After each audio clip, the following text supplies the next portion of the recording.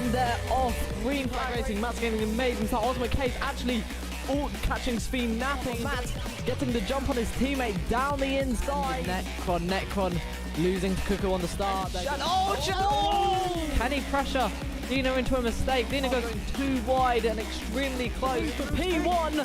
And is this going to be Jadlin going down the inside? Oh, there's a bit of contact. Oh, that's a spin. And there's another safety car. Oh my god, this carnage. Jedlin and Kaze are both in the pits.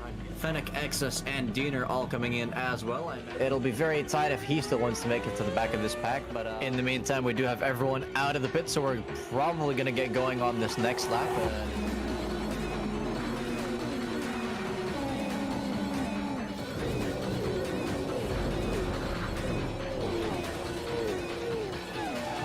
We are, in fact, restarting now, regardless of that incident. Okay, he's looking for that undercut. Does he get it? It looks like he might do that side by side and very close together. Cuckoo looking for that inside line on Jedlin ahead. Going into 130R, but they're going to be wanting to go fully defensive into the chicane of Casio Triangle. He's going to end up finishing in P1, crossing the line. Greenlink's going to cross the line. It's going to be Ultimate K's across the line. Gilish comes across the line to win his second MSR title.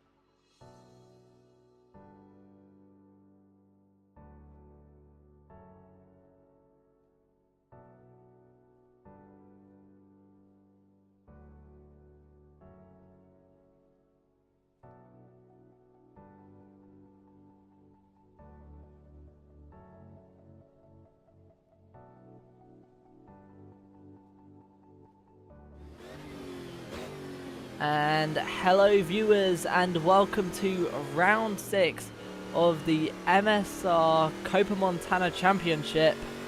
And as always, joined by WMDR Martin. Greetings. And yes, you join us here at Curitiba in Brazil. A very simple layout, only 6 corners on this circuit with a total distance of 2.6 kilometers. So not a long one at all. We're going to be seeing some sub-minute lap times tonight, and potentially see some people go into the 50 seconds depending on how quick they are. Yeah, as there's already some shenanigans going on in the first few corners. You saw Matt's rejoining the track after doing some exploratory donuts in the grass. I think someone was ghosting there as well. Lap times on the board already, starting with a provisional pole of a 52-second lap and, well, 1/10. So it's very, very close between the top two, just 3 milliseconds separating the two. Still plenty of time to improve, I think, as, yeah, just don't get too used to these awful trackside cameras. We will be using different ones for the race. Indeed, yeah. I know there are drone cameras, but they don't seem to be doing their job today. It's all very, very deep. Massively deep there, actually. Almost going to the other side. I think he's lost.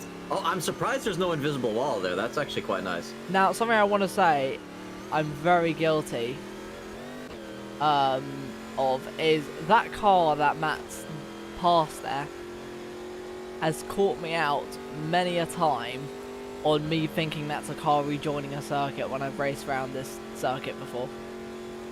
Ah, yep. If you're looking in the mirror, it can absolutely catch you out. I haven't exactly been too surprised by it, but I have like had that afterthought, like, hey, is that another car off the track? Meanwhile, Eddie, new provisional pole, a 51-second and 7/10 lap. Very close to that of Ricky. Now the top two separated by just 15 milliseconds. Trouble, the only driver yet to set a lap.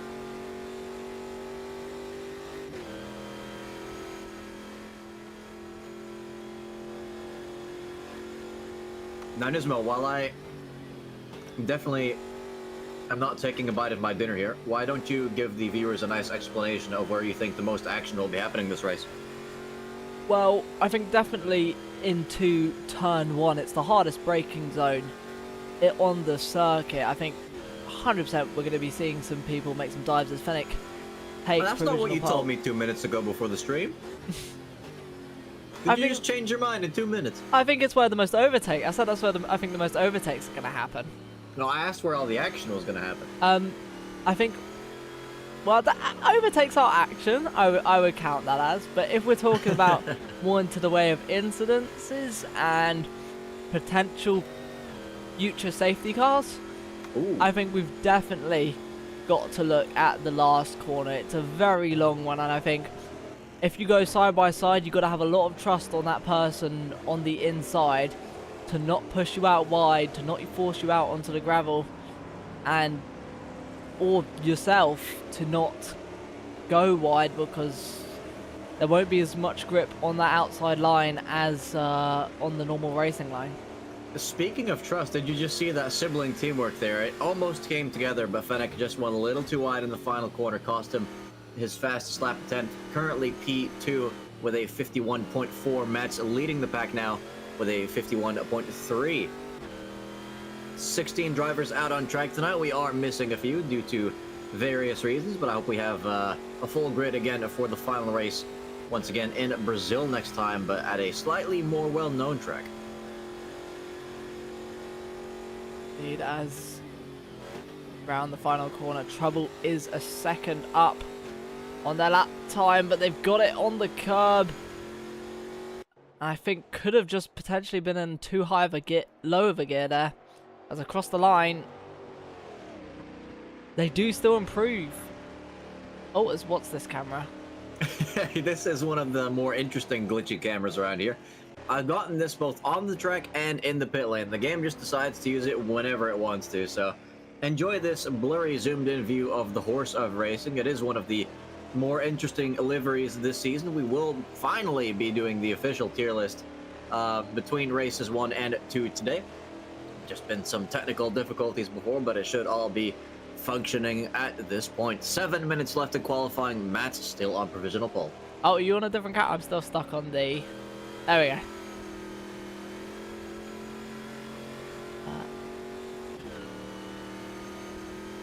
People definitely trying to warm up their tyres. Very hard to around this circuit. And let me have a look at the weather forecast for tonight's races. Oh, as we have a spin there for Xevious. Does he avoid the barriers?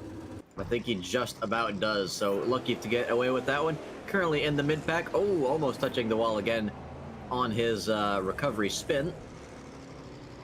He's found a nice little tile road to sit on as he waits for the rest of the pack to pass.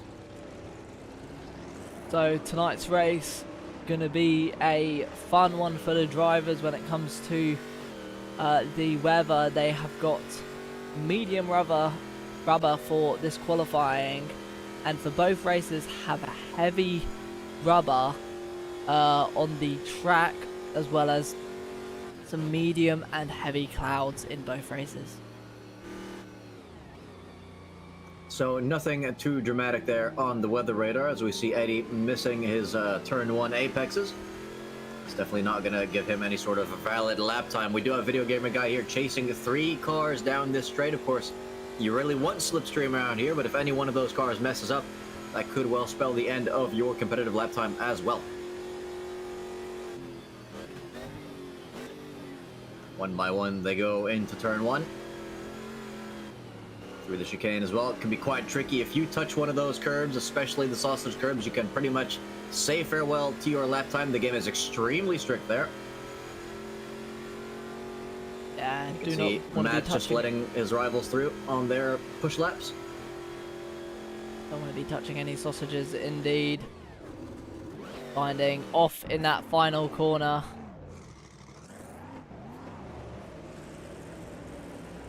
Making sure to stay out of the way, and you can just see as well some of the cars going through there drifting, others opting not to.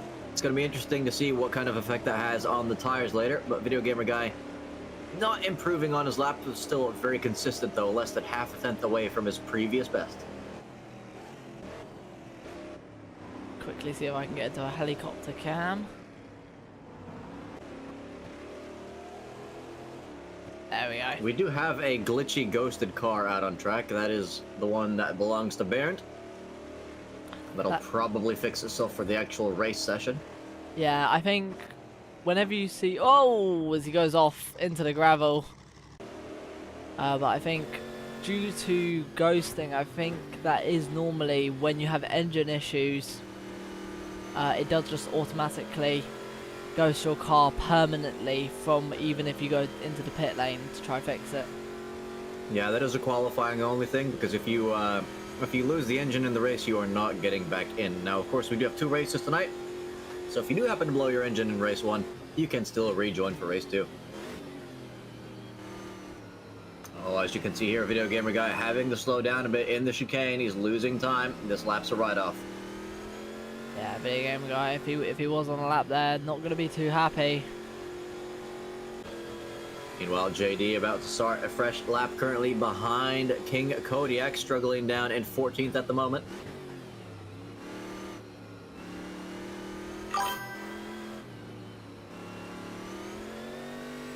And while it is a bit of a technical challenge to get on the power as early as possible for the straight, again, the biggest challenge in that first chicane is not really to keep control of the car, it is simply to not get a penalty. So Gnome JD getting all the slipstream he could possibly want here, just has to nail the final corner. An improvement of just a quarter of a tenth will net him P9. Going into the final corner, he was down about a tenth, so he's got to hope that this slipstream can do wonders and that he has had a better final corner across the line. No improvement. Meanwhile, Matt's chasing down some other cars. He knows that you need slipstream to be fast around here. He has been on provisional pole for pretty much half of the session. At this point, no changes between the top 2 in these last few minutes. It is still Matt and Fennec leading the pack 3/10 is the gap to P4. He's got Ricky in between in third, and who's that ahead? Going extra slowly in the final corner. Either, I think that is Binding, because I think Cuckoo isn't able to join us for tonight. Yeah, Binding was lamenting the fact that despite all of his prep work, he's still half a second off in free practice compared to Mats. The gap is currently 6/10.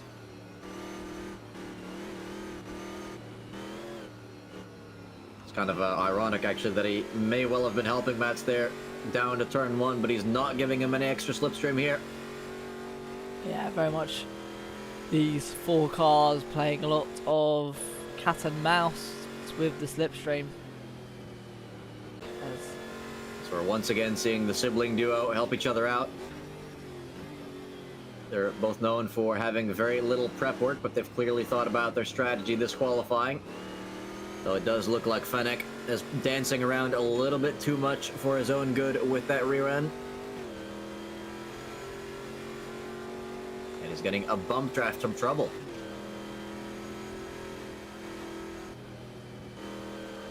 Well, Trouble lets off. Oh, They so both does let off at this point. Fennec. So let's wait and see what they choose to do in a bit. But currently we've got Exus trying to benefit off of Xevious' slipstream. Just a minute left to go. Mats will not be improving his time anymore. He is in the pits. Same for Ricky, Eddie, and Escher.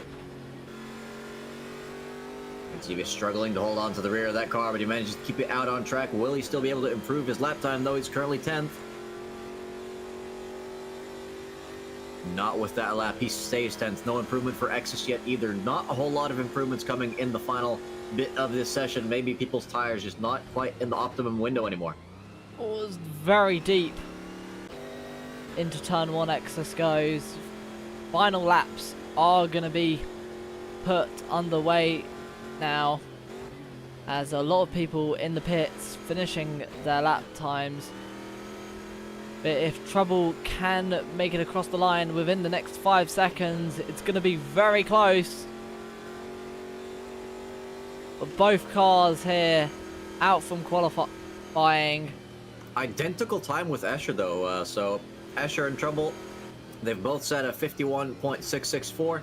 I'm guessing Trouble must have set that lap time a little bit earlier than Escher, because that is given P5 to him. I think it does in fact count the next millisecond, but it doesn't show it on our screen.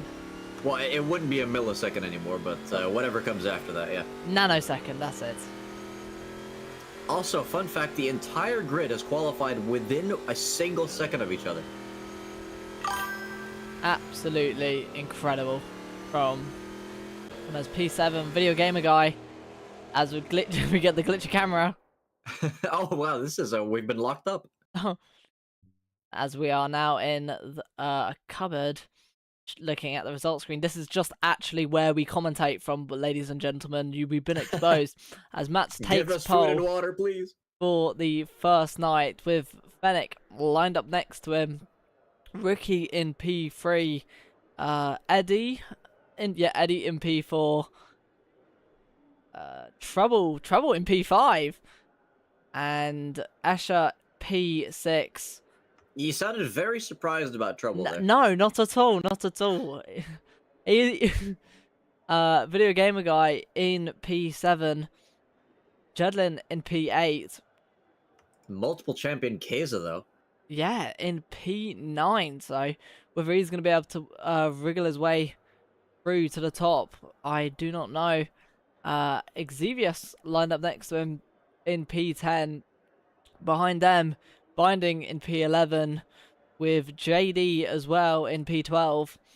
Exus lining up in P13 alongside Burned in P14, with King Kodiak in P15. On the back with Captain in P16. All these drivers within a second of the leader, so you cannot count any of them out of this race. Now let's see if they all manage to finish within a second of each other at the end of this 34-lap race.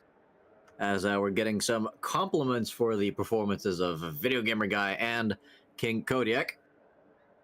Your fans wishing them the best of luck in tonight's race. Of course, this is the first of 2 races. We still have another event to go next week, so the season is coming to a close very soon.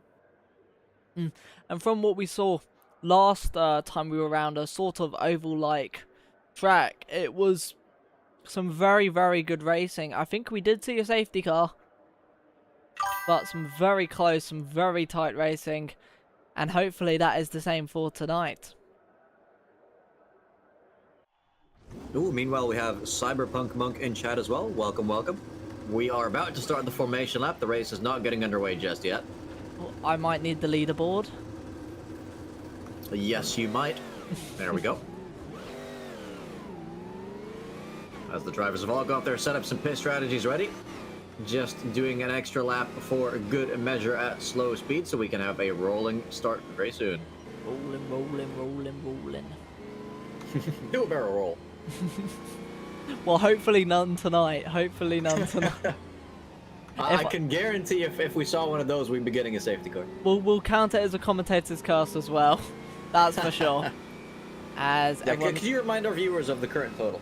The current total, I believe, is 14 is what we've had. We started very light, but now they've started to get more frequent. So for those drivers, 16 drivers driving tonight, look out. I will say, it's not a number to scoff at, but I think the record that we've set over all the seasons is about 30 or 40 curses in a single season. So it is kind of rookie numbers. Yeah, indeed, as all the drivers are lined up as they head, weirdly enough, into Sector 3 now, which is also just the final corner. It's Matt's leading the way with Fennec side by side with them, Ricky and Eddie on the second row. They're going to want to try and get a slipstream run on the pair going down into turn 1, and Trouble and Escher will probably try and pick up any scraps as they head towards the line. Everyone ready. And they're off. Matt's leading the way. Ricky getting an amazing start. Almost jumping Fennec. Throwaways, he's down the inside. Already everyone late on the brakes. Trouble almost later. Looks to move on Eddie as they're side by side with Escher. Looks like it's all clean through the first chicane so far. Yeah, that was indeed interesting to see Trouble kind of going for it on the brakes initially, but then backing out to not get too much onto that dangerous penalty curb. Meanwhile, Matt's pretty much leading by a full second after just one lap. Video Gamer Guy going 3 wide here. As into the final corner. This is where a lot of drivers and myself have been expecting potentially some crashing and bits and bobs to happen. The snake up ahead is snaking. They're going left, they're going right, down to the braking zone in turn 1. Matt's still ahead by 9/10 of a second. 3 wide once again into turn 1. Kaiser just getting swamped down there as down the inside goes Xevious as well. Kaiser losing 3 positions. His one straight, his binding's been hit by, I believe that was Burned, who's gone into the side of them.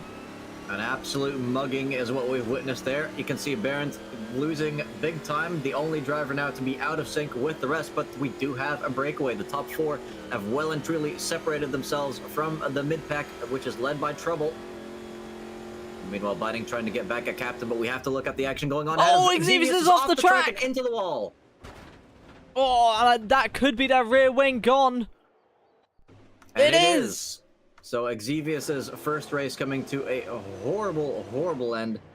I mean, he may well continue, but the chances that anyone else is gonna crash as bad as this and end up back here with him are extremely low as he rejoins going the wrong direction, I think, to find the pit lane entrance.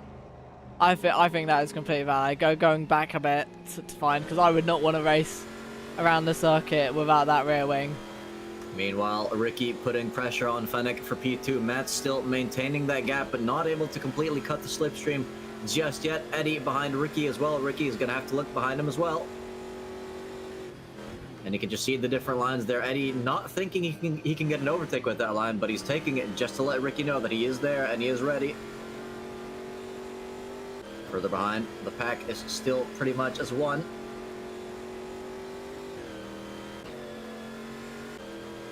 King Kodiak and Captain, though, starting to drop off of it.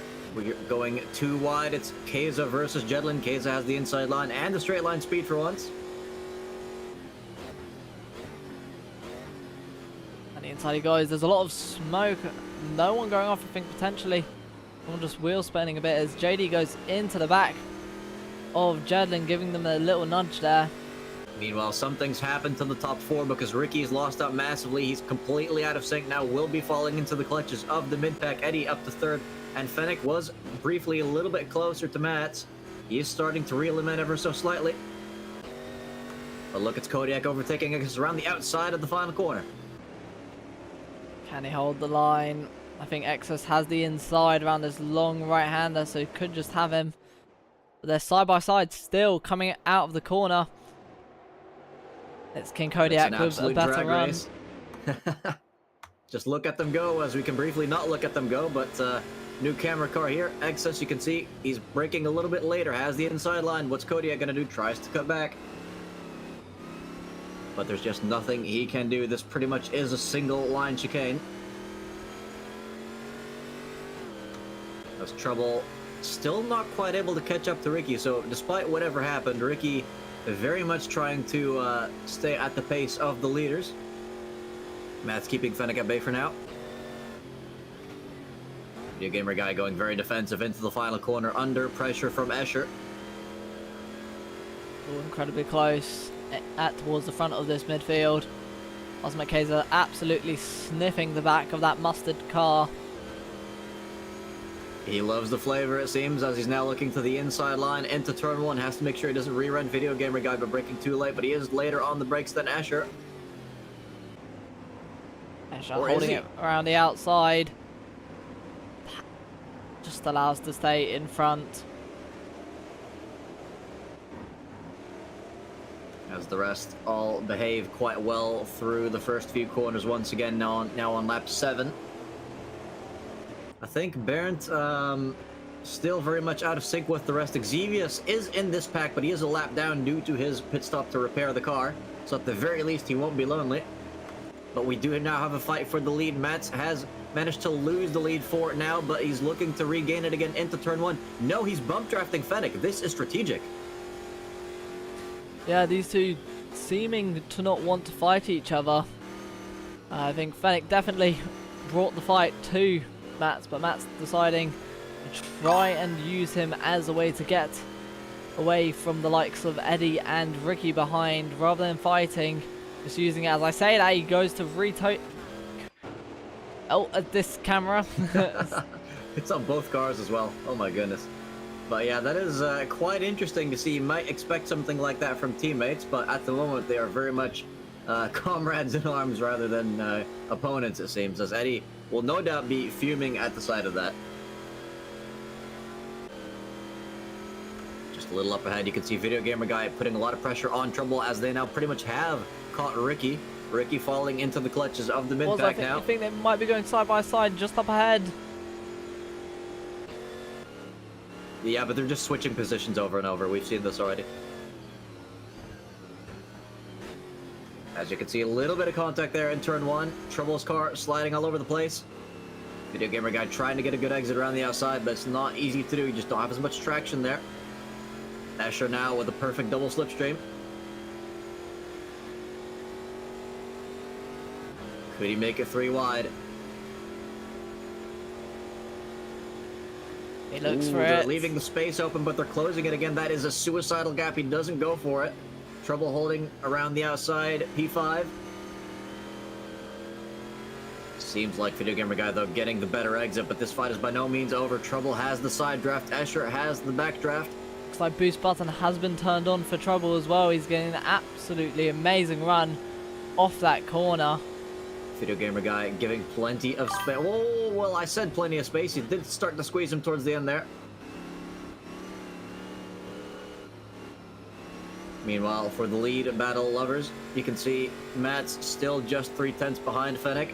This is very much a non-fight. Eddie behind is losing time, and you can see that's exactly why they're doing it. They do not want Eddie to get involved in their battle. They will save that fight for the final laps of this race. see now once again side-by-side action. It's Keza overtaking Video Gamer Guy this time. He's got the move done. Video Gamer Guy though might have boost this time round.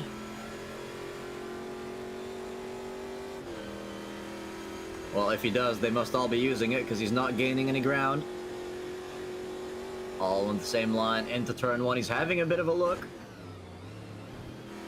But Well, Keza, Kaza's gone wide. he's missed his apex completely, cuts the track, loses a position. Could he lose a second one? No, Video Gamer Guy's messed up his exit, but he's squeezing Keza as much as legally possible. And I think now he might be using the boost. Very much so. See Asher gaining ground on Keza as well, but not brave enough to send it down the inside of the final corner. Asher cherishing those tires, wanting to avoid any kind of lockup. Let's go a bit wide there as this battle for fourth place, a very tasty one indeed. Meanwhile, Xevious still trailing Captain just up ahead on a, well, on a different lap. I'm not sure if he's aiming to overtake the cars that are a lap ahead of him, or if he's just going to try and chill behind them. We'll have to wait and see about that. Fennec, meanwhile, getting another one of his lead overtakes done. If there was a payout for the number of lead changes this race, I think they would absolutely be accused of gaming the system. And just up ahead, you can see Ricky in trouble side by side, making contact into turn, well, the final corner. Oh, and Trouble just going a little bit wide, barely avoiding the grass. It's cost him mid-corner, but he does now have the slipstream. Oh, I thought switching would actually help there, but not this time. He's looking towards the inside line as Trouble once again for P4. Other side, Keza behind is going to be liking this. Oh, as Asher sending it on the brakes, having a massive lockup, but could overtake Video Gamer Guy. Is not able to do it in the end. Oh, but is, well, pretty much pushing Video Game Guy through the corner. Oh, Ricky's gone off into the grass. Manages to save it, but that will now put Ricky at the back of this pack for P4. So not sure how much trouble was involved in that one. They may well have had a bit of contact. Asher having a look at Keza's inside. Well, from my helicopter camera, I can say that Trouble completely innocent there. I think that was just Ricky going a bit wide off the corner. Well, Trouble has plenty more opportunities to incriminate himself because this fight is far from over. We are now on lap 14 of 34, and this is a multi-car fight for P4. Once again, a lockup from Escher, making it a bit of a habit as Ricky there taking way too much curb, almost losing the car, risking penalties as well. You don't really gain anything from it.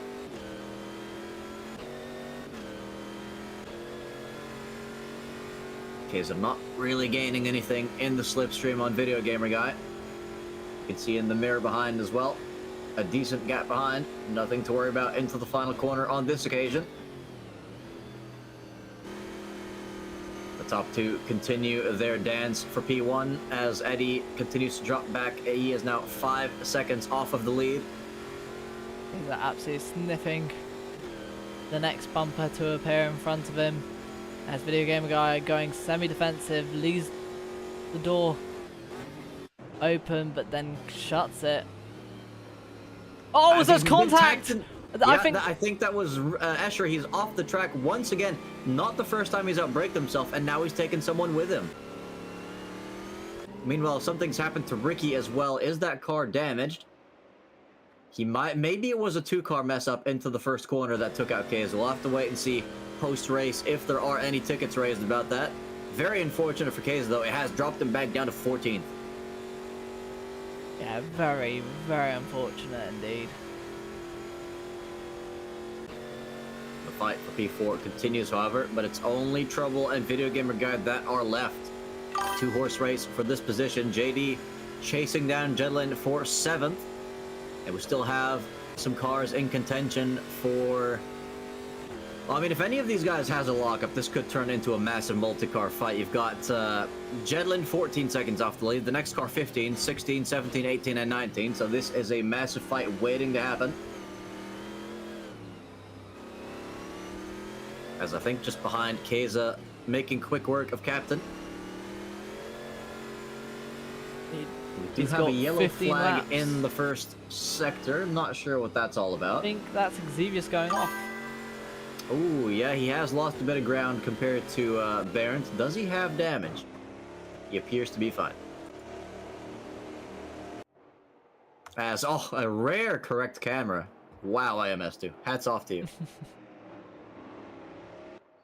Out. Hashtag not sponsored by good cameras. Meanwhile, Trouble now behind a video gamer guy, trailing him through the one and only chicane at this track. It is, as you've said, Nismo, before the race, almost an oval.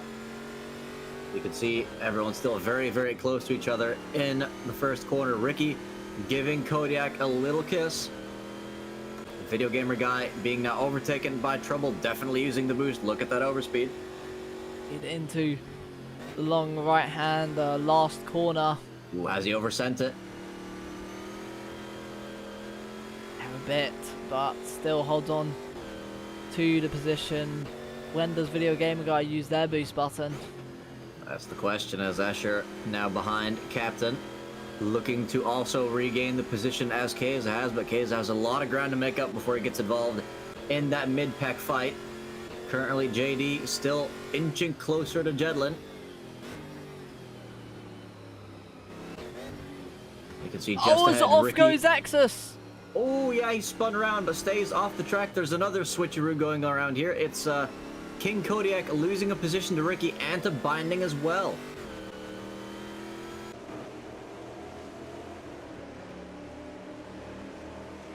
So it is rather interesting. We've seen one big crash in the final corner, I think, maybe two, but a lot of mess-ups in the first corner and that chicane. So I think my prediction there very much coming true, that turn 1, 2, 3 section is very much the toughest one in these cars. As you can see, Exus just getting pushed down the straight by Keza. Not that Keza doesn't want to get any overtakes done, but he has a lot of cars to pass, so the closer he gets to all of those, I think the better. Exus going defensive. As you can see, all the cars just bounce merrily into turn 1, and Exus has lost the rear again! Somehow manages to avoid every single driver. If I'm seeing number 777 barreling sideways towards me, I am praying going into turn 1. Meanwhile, Trouble still dancing around with Video Gamer Guy, gets a tremendous exit out of the final corner, has to pull out of the slipstream immediately. May well be using a bit of battery as well. As this is a horrible camera car. Sorry, Jedlin, no offense. But yeah, into turn 1, calm and collected. That's how these guys have stayed in 4th and 5th. Only 11 seconds off the leaders. Still Matt versus Fennec. Eddie. I mean, if Trouble and Video Gamer Guy cooperate, they can absolutely catch Eddie. There's 14 laps left to go. If they play this smart, they can close a 3 to 4 second gap. Yeah, it's entirely possible, and I think since Eddie doesn't have any slipstream to run off of, it's it could be a strategy, but it's whether they're burned. Seems to have spun in the 3rd corner. Yeah, Binding meanwhile going side by side with both Escher and Keza in the same corner.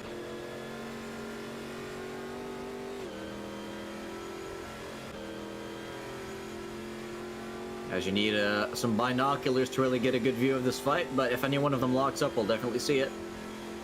Binding with that inside line, Escher on the outside. They stay side by side. That's quite rare. I think a little bit of contact may be made, but Binding has to slot back in behind Escher, back down into 12th.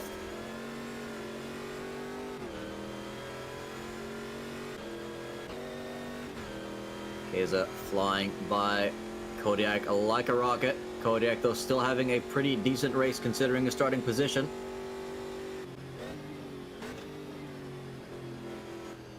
Oh, please don't go off track as soon as I say that. Okay, just having a bit of a wide entry there.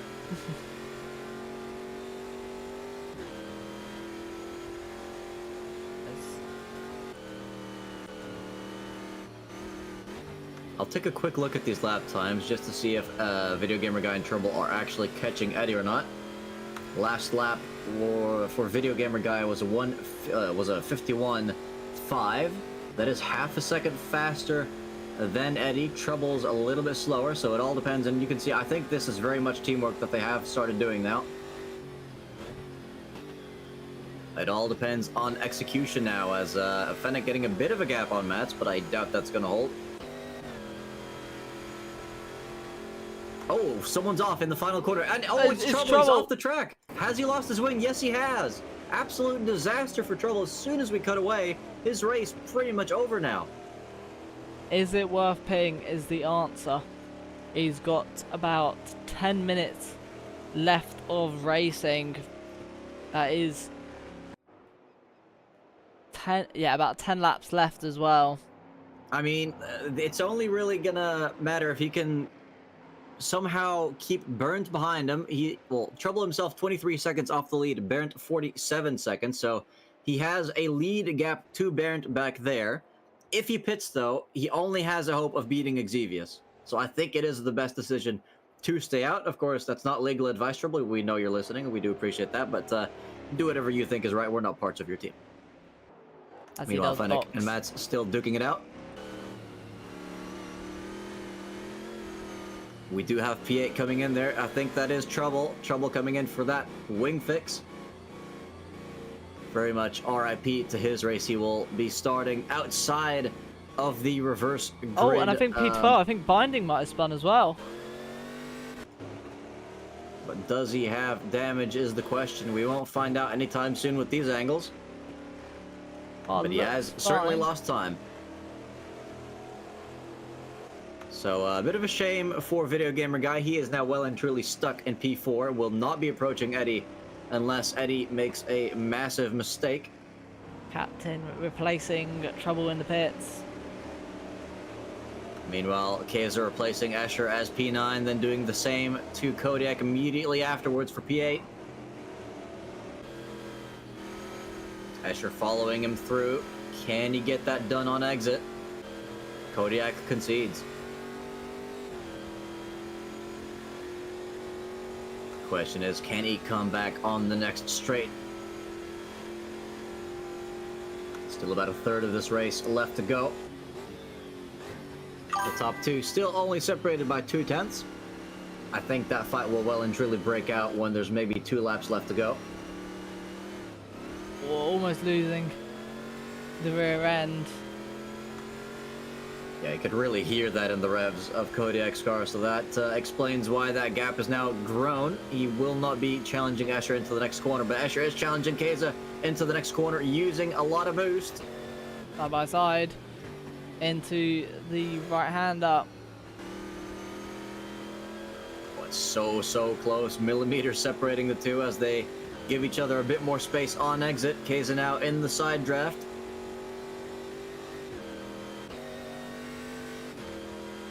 Getting a better run.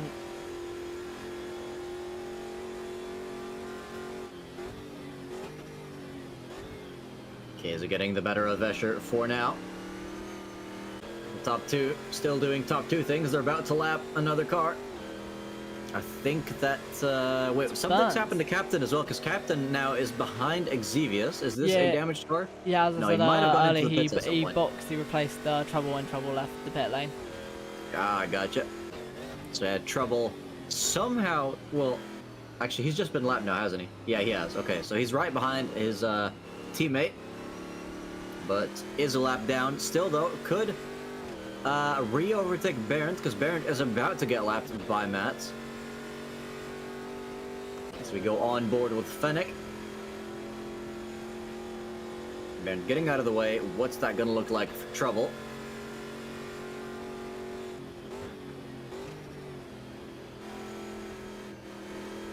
Barent perhaps losing a bit more time than he maybe necessarily should have. The top two side by side once again as they continue to pull away from Eddie. Yeah, it's incredible to think that at the start of this race, everyone he's just let Trouble through. Did he think Trouble was lapping him? Maybe.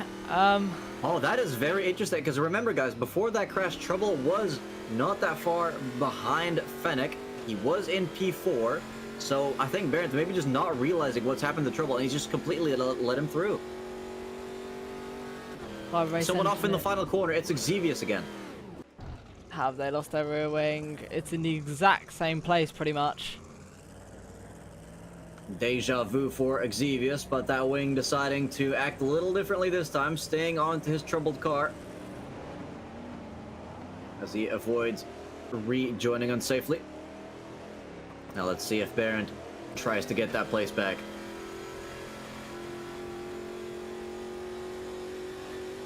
Down into turn 1. The leader is now on lap 29, so 5 laps left to go. And definitely wrestling the car.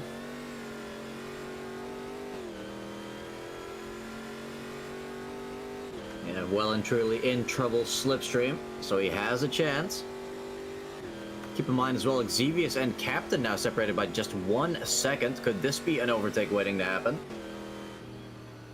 What is Captain doing? Is he letting someone through? Okay, yeah. Actually letting Exevius' teammate through as Exevius pits with just a couple laps to go. Oh! No, he misses the pit lane.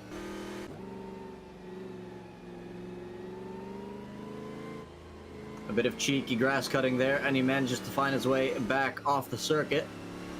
Well, a grass extending, that was... He completely missed his braking zone as Fennec now pressuring Mats in the final 4 laps of this race. So yeah, we'll see if they've well and truly switched to adversary mode yet. It looks to me like he's still overtaking Mats quite easily here. I don't quite think they're in their cutthroat phase just yet. So let's quickly go back to Barron, who's he's lost quite a bit of ground on Trouble actually, so Trouble might have P13 secured here. That's going to be a painful finish too, because that is right outside of reverse grid. Binding as it stands will have pole for race 2. We have lost a driver. Exevius is retired from this race after his 2nd visit to the pits. Mats and Fennec now the only action left on track as this race comes to a close. Mats leading through here on the previous lap. This time it's Fennec. Is Mats going to get a substantial run? Definitely in the slipstream using Fennec, but only close enough to gain even more slipstream onto the back straight. I mean, what they both want is for their battery to be out of sync with the other driver, so they can't fight back when it's being used, but they're also both going to want the battery on the final lap, so it's going to be very interesting to see what they end up doing here. As Fennec leads now lap 32 of 34. Matt's a little later on the brakes. You can see he's very much conscious of the limits of that car. Judging the distance perfectly as Fennec pushes quite hard out in the chicane. It's cost him on exit. Indeed, and that's going to allow Mats to potentially go for a run around the outside of turn 4. That even counts as a turn. Some may consider it kinky. Matt's retaking the lead now. Without the boost button as well. Without what? Without the boost button as well. Ooh. Does look like Fennec's gaining again down into turn 1. Will Mats go for a defensive move now? No, he slowly crawls back over to the racing line, leaving the inside open for a dive from Fennec, who does overshoot it ever so slightly. Could get a penalty from this. Let's take a quick double-check look. How has no one got a penalty yet? That is amazing around this track, let me tell you. Because, Martin, it's just you that makes these mistakes. Oh, sure, Dan. I wouldn't bet, like half the penalties are probably you shoving people off the track and on this track. Yeah, I see how it is. Now, all's good in a bit of Tuesday banter. As the first Monday race is about to come to a close, they're going to start the final lap. Mats is leading it.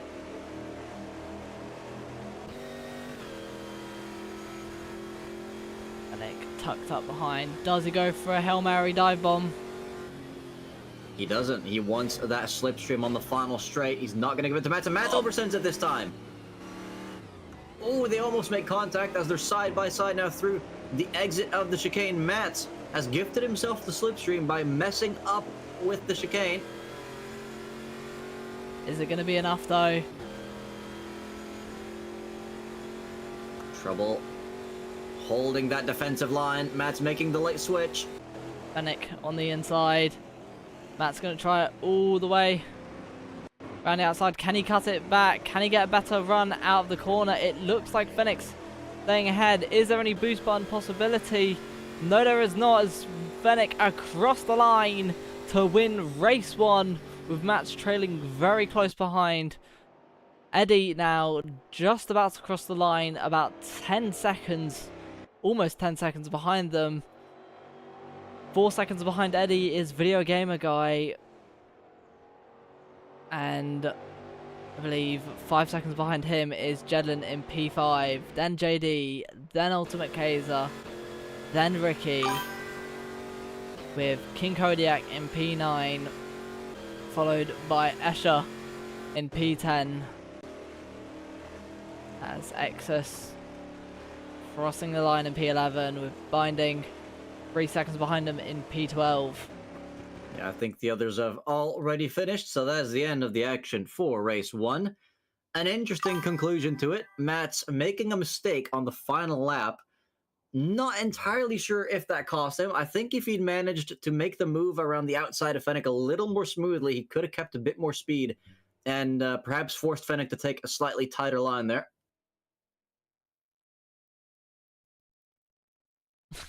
As it appears, we are jiggling on stream. Very interesting. Indeed, but something that I've just seen in the in-game chat is Binding saying, "Oh God," and this is in quotes by the way, "Oh God, I don't want to start on pole. Oh shit, oh fuck."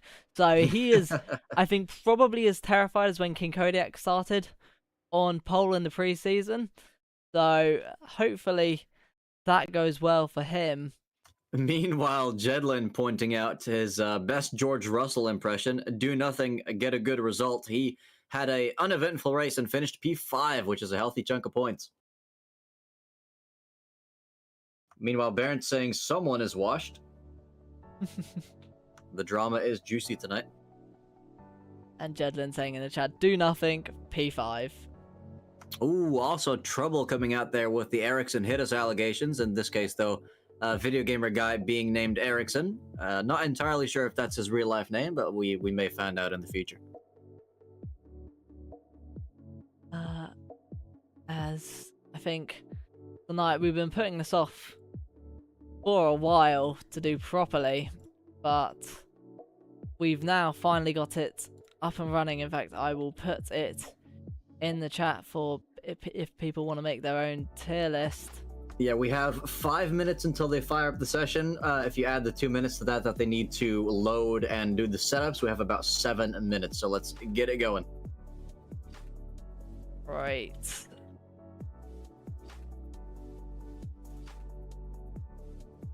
Let me bring it up. Hopefully it will. There we go.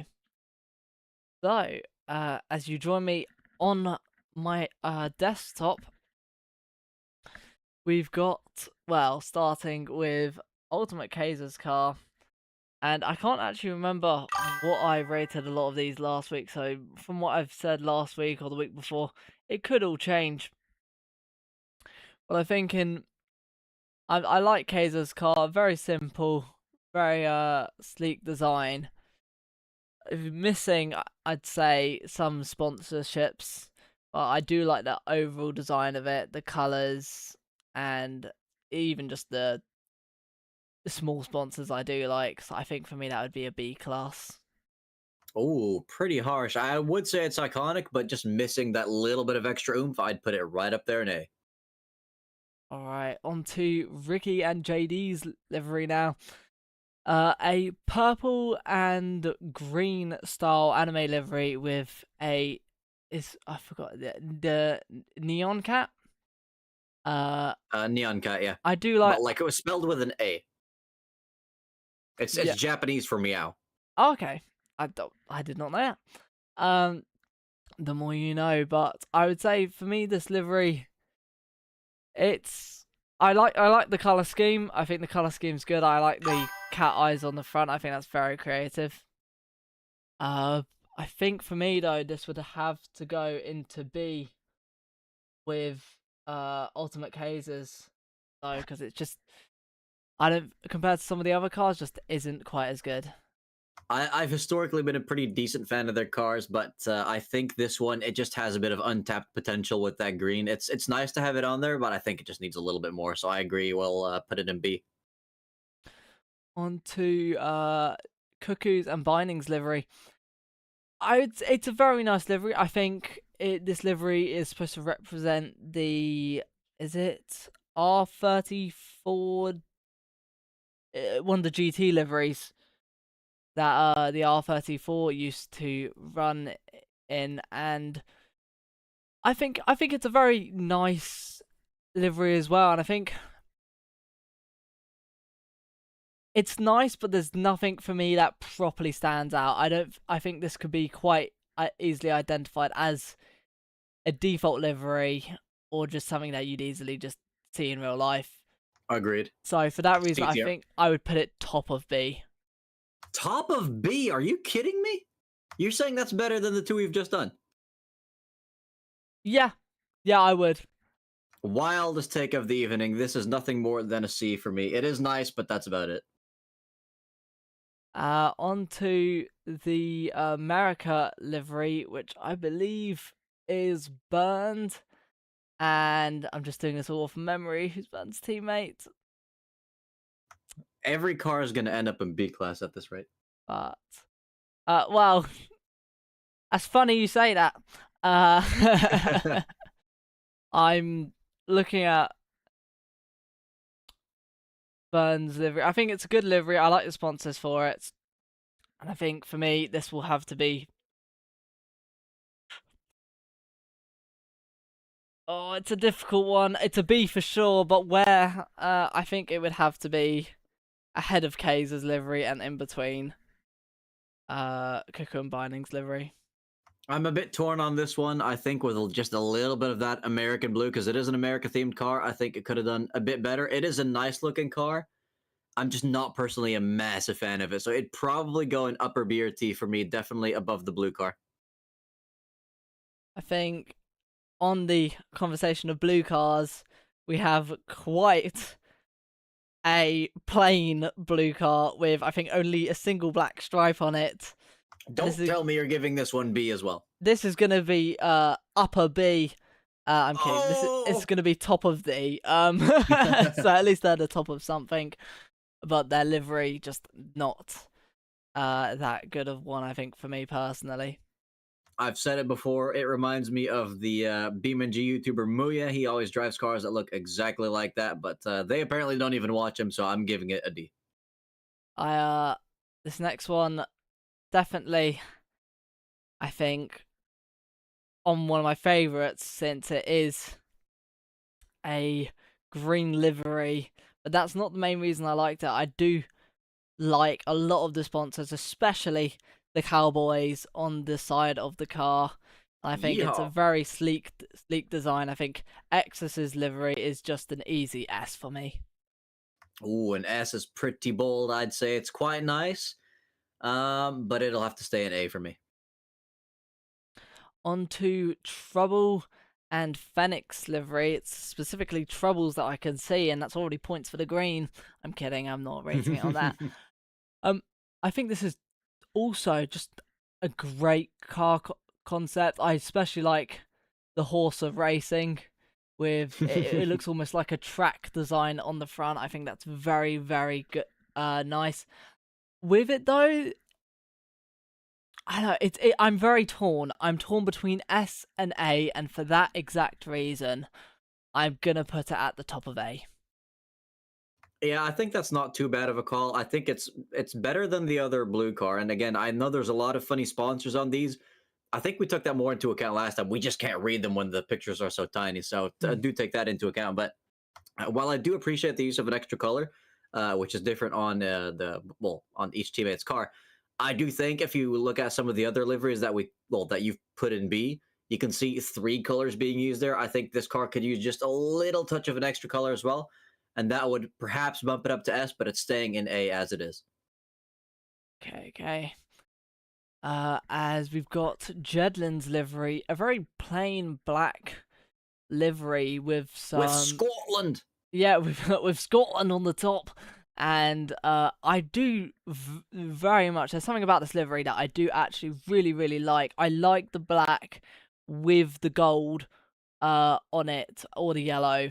I think it's a very sleek livery, and I would have put this at the top of B, but for me it's, I don't know why, it's just, for me it's sleek enough to be put into the bottom of A.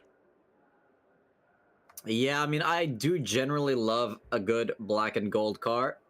I just think in this case the blue kind of clashes with it. Just personal taste. I might have made it ever so slightly darker, and uh if I had to put the flag on there, I might have tried to get it in like a wavy pattern on the door. The way it is on the roof, it takes up the entire thing. Maybe gives it a bit too much blue, and it also combines with the Media Line sponsorship, which I think that should stand out a bit more. It kind of makes it blend in here, which I'm not a huge fan of. So I would probably have to put this in a lower B. Maybe if I'm feeling extra harsh, upper C, but I think I'll be sticking with B. Alright, as we come to our last two, we have King Kodiak's and Video Gamer Guy's livery. From the start, I think I've been a fan of this livery. I think it's very fun. I do like the fact that the learner plates are all scattered around, especially since they are both rookies in the season. I do think they've been performing quite well as well. And I think originally I did put this in S, and I'm torn between S and A right now. So I think I'll stick to what I did last time, because I think it's very, very close, but I think it just, I am a fan of the livery, so I'm going to have to put it in into S tiers.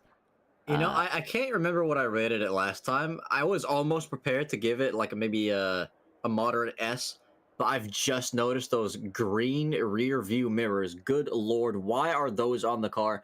Put that thing back down in A where it belongs. It is not an S tier car.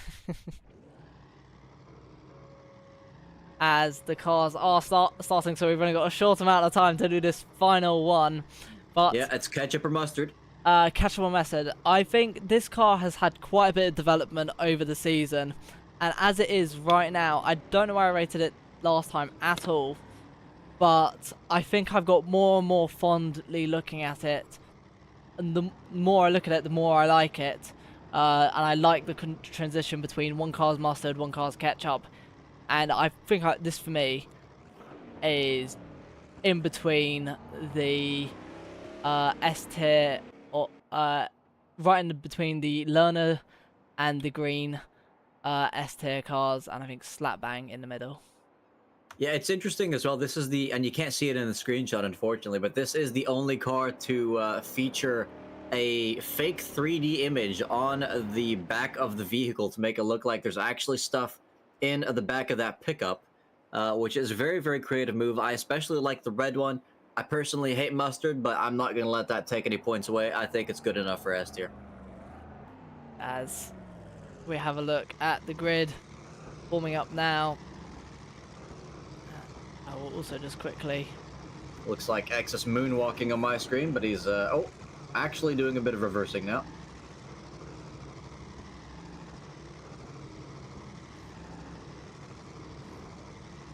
And let me put the safety car symbol on as well. So yeah, that's we have managed to do it this season, as much as it has been very late. I have posted it in the league chat for any of people who would like to view it. I will put it on the AMS2 chat later. By the way, look who we have standing in for Cuckoo all of a sudden. Rickert Beaumont has managed to make it. He was not able to join race 1 because of the AMS2 update. Had to spend an hour downloading and installing that first, but now he is ready to join us in race 2.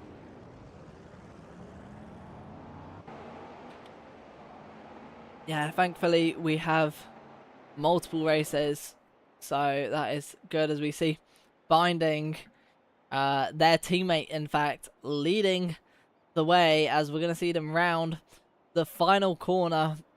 A whole group train of cars led by Binding and the other side led by Exus. It's going to be Binding to decide when the pack goes, when the race starts.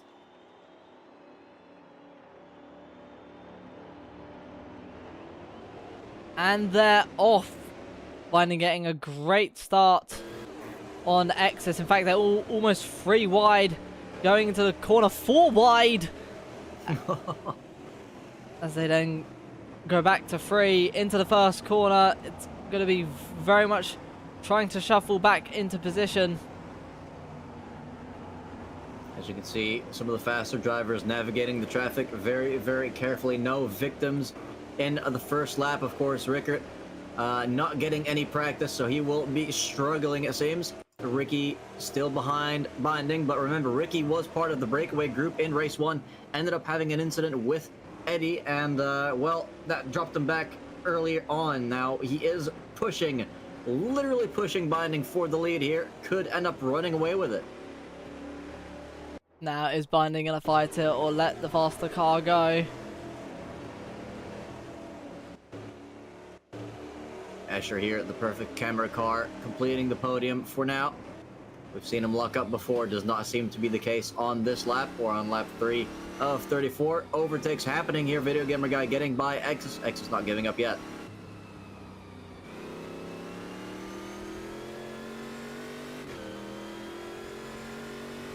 You can see the snake snaking once again, but Ricky this time the one pulling away by 9/10 of a second. Exus coming back. A Video Gamer Guy 4. P7 around the outside of the kink. Video Gamer Guy having to just accept that one. More overtakes going on behind Matt's side by side with Exevius. He's rejoined us for race 2 after his earlier crashes. Almost getting a cheeky tap from Matt's there, but margins being left, albeit tiny ones. As you can see, once again, cars getting forced into the deeper inside line just up ahead. Oh, and there is contact. Yeah, I'll keep it on track, however. I am starting to feel a bit of sympathy for Rickert in the back, because it doesn't seem like he's making any major mistakes. I think he may just have too much downforce on that car, and that is a death sentence around the track like this. Barrett's now overtaking Exevius as well. Not a very strong start to his race. But no, Exevius sending it on the brakes, holding it around the outside, manages to keep that position. Well held. Matt's, oh, as there seemed to be a little bit of contact maybe between the two brothers just ahead of Matt's. They're following each other through the inside. Your teammates going side by side, 2 by 2. As they go into the corner. Matt's very late on the brakes against King Kodiak. As is customary at this point, Matt knows his brakes very well. Oh, there's a bit of contact. And Matt's making it around. In fact, Video Gamer Guy being corrected there by Exus. Save. Oh, there's more contact. Oh, that's multiple drivers off. We could have a safety car of the evening. That was a barrel roll as well, I want to say that. So yeah, that's one curse at the very least.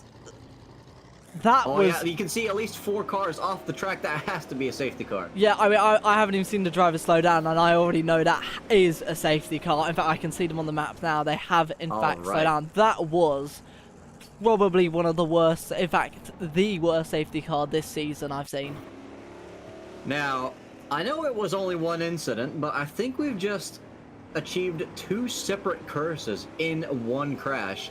The first one, of course, the barrel roll. You said you'd be keeping that into account. It has happened. And also, I just said, what a save for Video Gamer Guy because of that previous incident. And no sooner than 2 seconds later, he gets involved in a massive safety car crash. So yeah, you can up the curse count by 2. That's our second curse of the evening. None dropping in race 1, remarkably enough. As Exevius very slow into his pit box there. Yeah, he's currently not in last place. That honor goes to Video Gamer Guy. Rickert gaining some positions on the merit of not getting involved in a crash. The field still neutralized. They'll probably only get going once everyone has rejoined the pack. Just taking some time now to write down the curses, but I'll quickly put the camera back on the race leader and let you enjoy the hood of this car that we've just put in the tier list. I can do my own cameras. As I've got some absolute flyby cameras. I got a side flyby camera. Got a down one. What else we got? Oh, got that one. Oh, this is a nice one actually. I am a fan of that. Hold on, let me just wait for the stream to catch up here so I know what you're talking about. Oh, that is some Need for Speed looking cameras right there.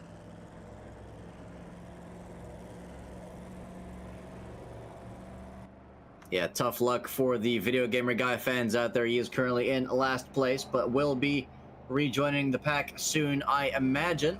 He is still on the lead lap. King Kodiak down in 12th at the moment.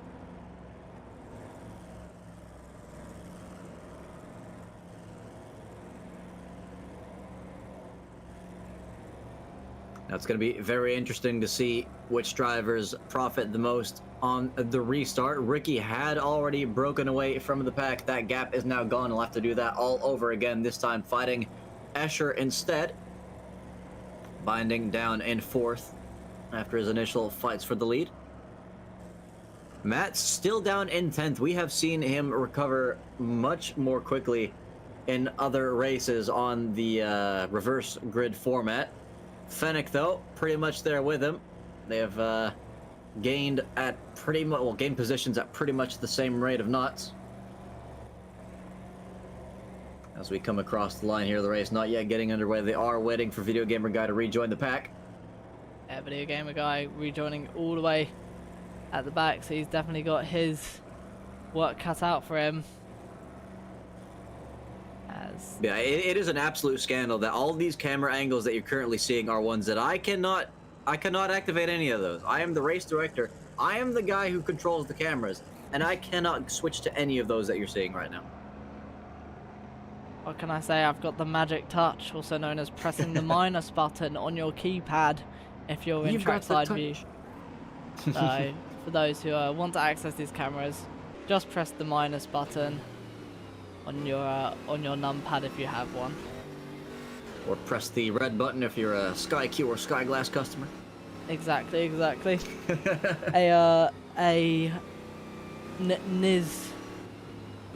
Nismo VIP. Yeah, you have to press the green button for that one. What does the green button actually do on a remote?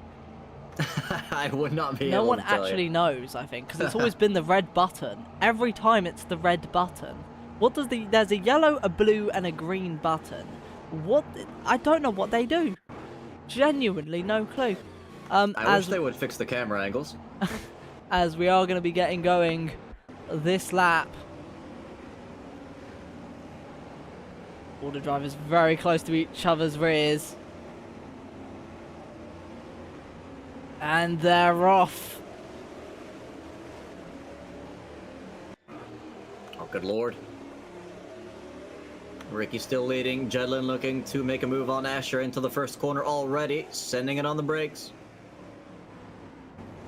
Has him on the inside, making a simple overtake straight away up into P2. Side by side, some drivers go very, very close indeed.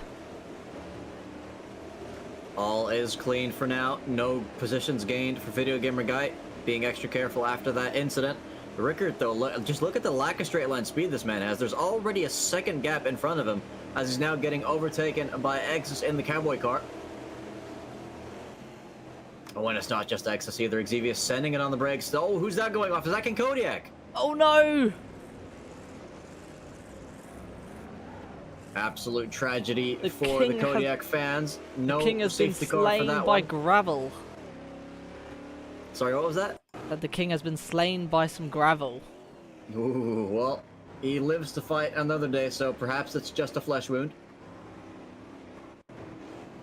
But yeah, Rickert now down in 15th again, not able to hold on to any positions just because that car is sluggish. He does not have the right setup for this track.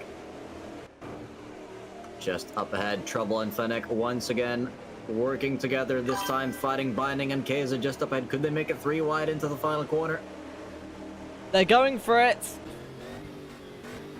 Trouble sending it on the brakes down the inside of 2 cars. Touches a lot of curb there, unsettling the car as well. Maybe a little bit of contact with Binding on the outside, but they all live to tell the tale. Fennec and Mats just behind. The question is, will Mats try and cooperate with Fennec in the mid-pack, or will he try and just get the overtakes done while he can? And oh no, Trouble's in the wall.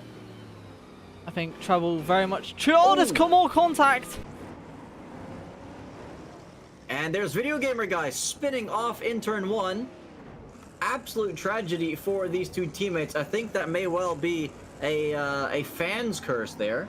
Slightly different from a commentator's curse, but Kodiak and Video Gamer Guy, now the most supported drivers of the stream, now lining up the back row. Yeah, Star Fox probably feeling like a Ferrari fan right now. Someone definitely needs to check in on them. But that is very unfortunate indeed. Keza ahead of Eddie once again. Escher not letting go of Jedlin there in the distance. I think Ricky pretty much safe in first. You can see Mats now ahead of Fennec. Fennec, one of the big losers of what happened on the previous lap, down in 12th again. And look, this is Trouble. Somehow still ahead of Fennec, so he's back up into 9th, no 8th. So still side by side with JD. It's not over yet.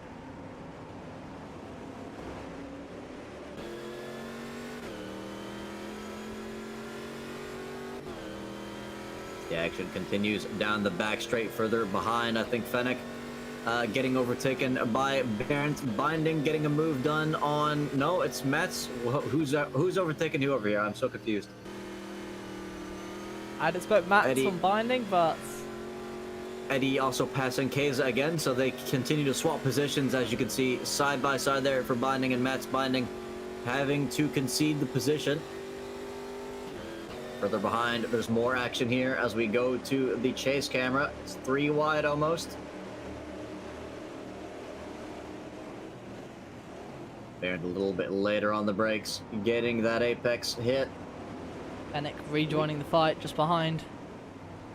Yeah, he'll be looking to get past these guys as quickly as possible because you can just see the gaps forming ahead. You really don't want to be seeing that because you have to be in the slipstream here to make good progress. So I see 4 groups have actually formed on the map. Yeah, Ricky also not quite pulling away from Jedlin as I thought he would. The gap now down to 0.3 of a second. Actually, Jedlin pulling away from Escher now.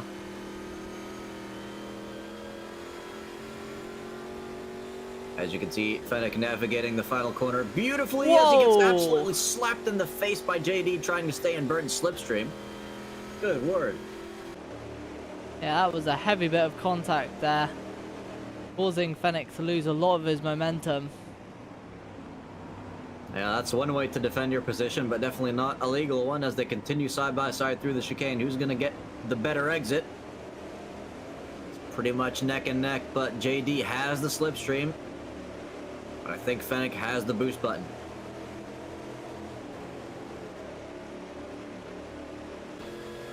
Will Exus follow through, or is he just going to sit here and wait for an opportunity? He's sending it on the brakes. It's a brave move. Oh, goes a bit deep, but JD accounting for that. That could have ended in disaster. JD, though, not accounting for the grass on the exit. It has cost him his straight line speed.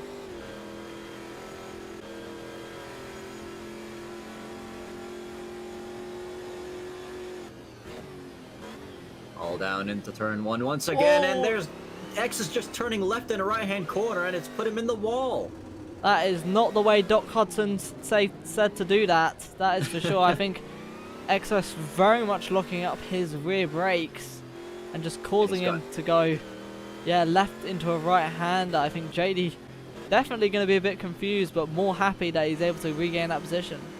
Meanwhile, while we weren't looking, Mats has overtaken half the field. He's up into 4th now, uncontested at this point. His rival Fennec is not with him, still down in 11th place. You can see Keza bump drafting Eddie down the straight. Very surprising move, but he is looking to the inside of the braking zone for turn 1. Eddie, though, superior on the brakes. Just up ahead, Escher once again bringing the fire to the shins of Jedlin. It's very, very close for the lead here. The top 3 within 6/10 of each other.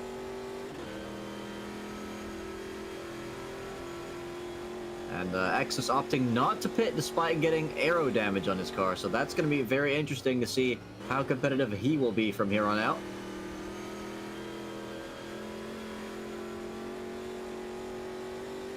As this top group very, very close to each other. In fact, Escher pressing his boost button, going for the move on Jedlin. Jedlin holding the inside, but there's not too much you can do against someone who's pressed the boost button on this circuit. Other than pressing the boost yourself, but that's not always an option, as something's happened to Ricky.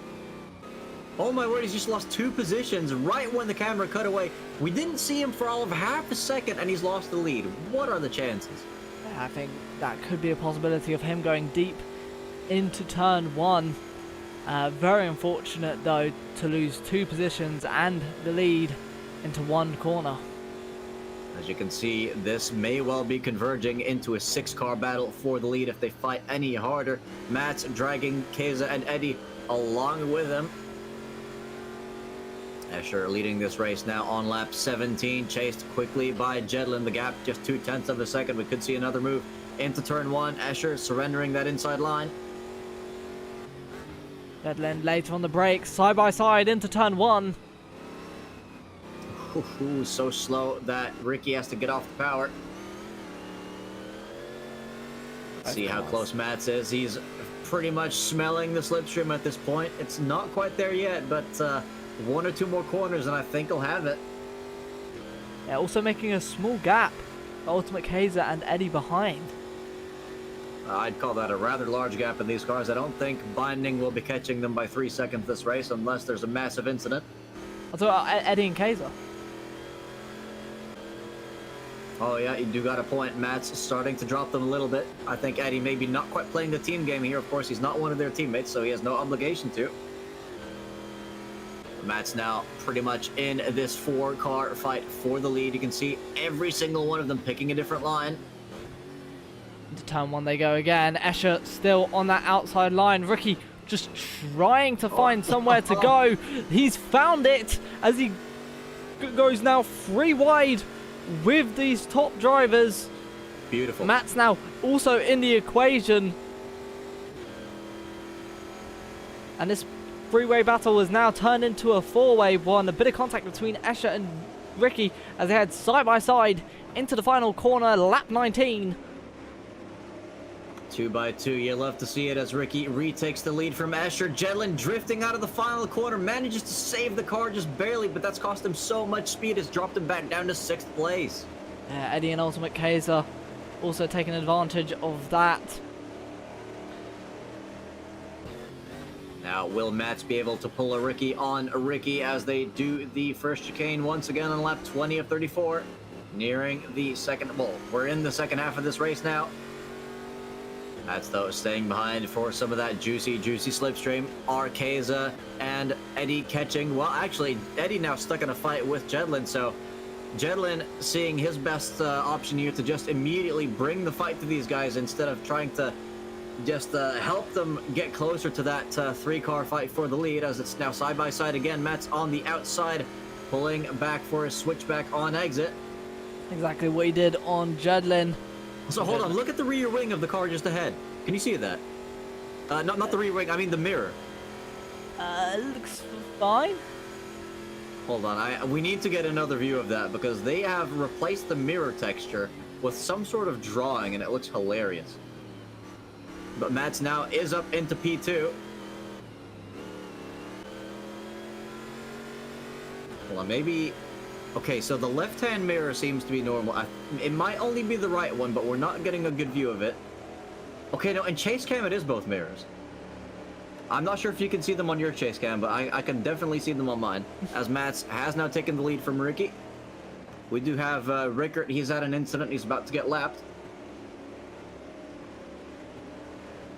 It's a bit of a shame that... Oh, well, Eddie's in a massive fight with Kez here. Oh, and there's a massive crash! Oh, is that between the back marker? Yeah, Rickert spun out and has collected some of the leaders. We'll have to see who's been hit hardest, but that is a massive, massive impact there on the race. As Ricky's dropping down. Yeah, I think Ricky, one of the cars that smacked into him. Let's see if we can see any damage. He's going quite a bit more slowly than you'd expect. Maybe there's some sort of other issue. He's dropped down to P10 now. Is there a safety car? I don't think there is. They're all going a lot faster, so something is wrong with Ricky. Not sure if it's involved in that fight. Maybe he's injured his hand. I hope he hasn't, but some of these guys are running with direct drive wheels, and that did look like it was quite an impact. As Keza now sending it down the inside of Escher through the final corner. Eddie, a good camera car here. Actually, you might be able to get a good view now of that wing mirror I was talking about.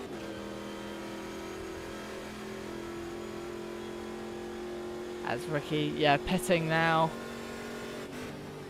Oh, Jedlin late on the brakes, whacks the back of Escher. Escher having to go over the sausage.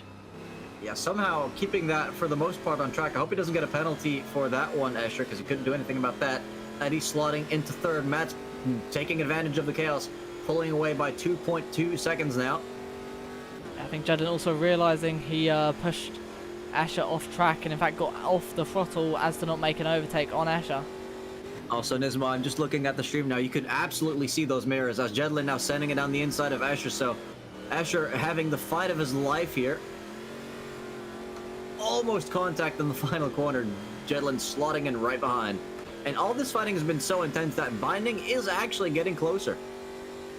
But he is now under threat from Trouble for P6. They're going very, very defensive into turn one. Trouble keeping him narrow. Xavier though right behind. Oh, it's across the sausage curbs. Yeah, this is definitely a fight to keep your eyes on as well, but the top 5 are still fighting there in the distance. Trouble and Xavius now. No, sorry. Trouble and Binding side by side. Once again, we are on board with Xavius. Binding holding on to that inside line. Trouble later on the brakes. Can he make it all the way around the outside? And it looks like he has. Well done to Trouble. He's no stranger to overtaking on this track.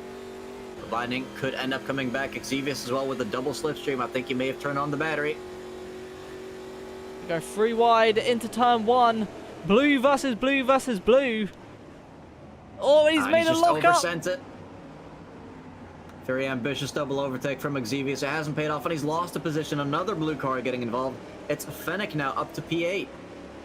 The battle of the blues, and not the songs. Exactly. And Xavius may well be singing the blues if he comes off worst of all these cars. But yeah, Fennec really struggling to gain positions this race. Still fighting in the midfield as Mats continues to pull away. Now 4 seconds ahead of Eddie in second place.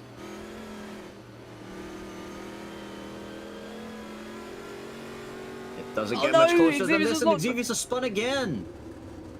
Oh, that could be his rear wing lost. It absolutely can be, as that rear wing has departed his car for the second race running. He's going to have to wait for a safe rejoin as Eddie continues to fight Keza for second place. Escher still in this fight as well. Jedlin not out of the fight too. This is a 4-car fight for P2, as I think that's a retirement once again from Xavius, retiring on lap 26 of 34. Ricky is back out on track, but Ricky is P15, so very interested to know what happened there on his side. Yeah, very, very confusing indeed. Ricky essentially had the pace to maybe win both races. Both of them have been ruined. The second one, very likely not due to his own fault. As Binding not able to get by Fennec on that occasion. The fight now continues to spice up for P2. That is Escher moving right up into that position, easily overtaking Eddie and Kaiser at the same time, not overshooting the brakes as we saw Xavius do a lap prior. Still side by side are Ultimate Kaiser and Eddie.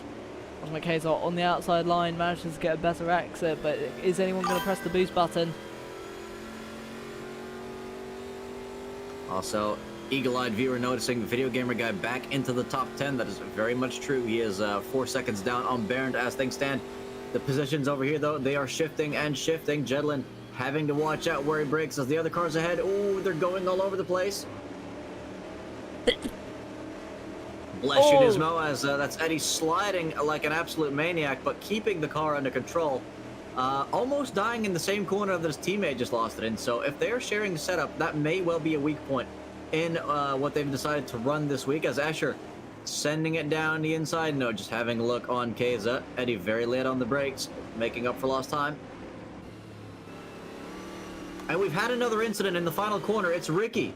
Ricky rejoining the track in the final turn. Does he have any damage? Is this related to whatever happened earlier? We have absolutely no clue. As back to the front runners, I mean, except for Matt, who is now coming out of the final corner as the top 5, excluding Matt, head into it. Yeah, Matt's has checked out of this race, as has Xavius, but his wing's still out there on the track, so it's lasted longer than his car has, unfortunately. But now we can see Eddie potentially looking to make a 3 wide into turn 1. He's having the look. Is he going to commit? He does. 3 wide into turn 1 they go. It's very much a squeeze. Escher's been pushed off. Yeah, I was about to say, into turn 1, you can't exactly go 3 wide, and Escher's proven that. Does anyone have a penalty this race for skipping that chicane? No, once again. Have they changed the track limits around here? Because I remember that being very easy to get a penalty around here. We can have a check later. You can see Jedlin sending it down the inside of Escher. Keza starting to get away a bit. Eddie's going to have to make sure he doesn't get too good of a run out of the next straight, or he'll pull out of the slipstream. Meanwhile, behind, still very close between the two siblings here for P6, although they're probably just cooperating again. Binding, holding on for dear life. And Rickart's in the pits again, once again missing his wing.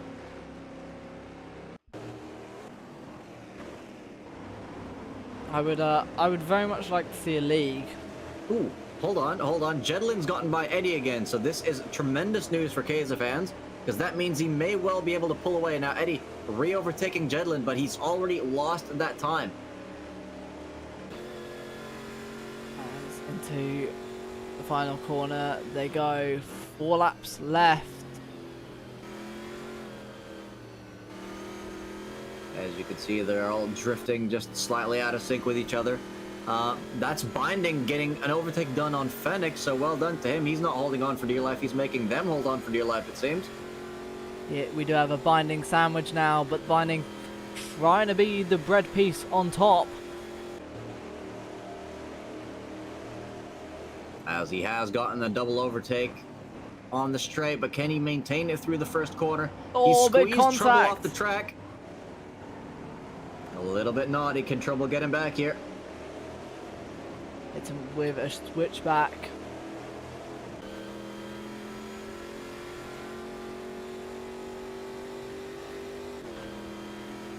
Side by side into the final corner again. That kink not preventing any racing here. And Trouble will have the inside line. Binding on the outside, that could leave him vulnerable to Fennec, but he does cut that inside line off as to not be overtaked. Yeah, they were both very cautious there, and that's given Fennec an opportunity to send it around the outside of the straight, making it 3 wide again. That boost button definitely being enabled. Are they going to be later on the brakes though? Going into the first corner, side by side with Binding and Trouble, the other way round this time, with Fennec making the overtake on both of them.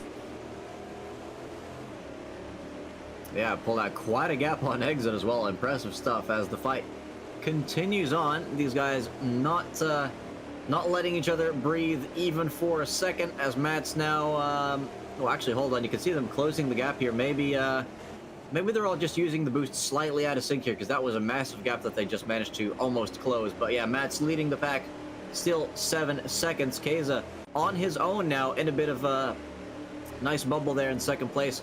Third place, though, still all to fight for Eddie versus Jedlin and Escher.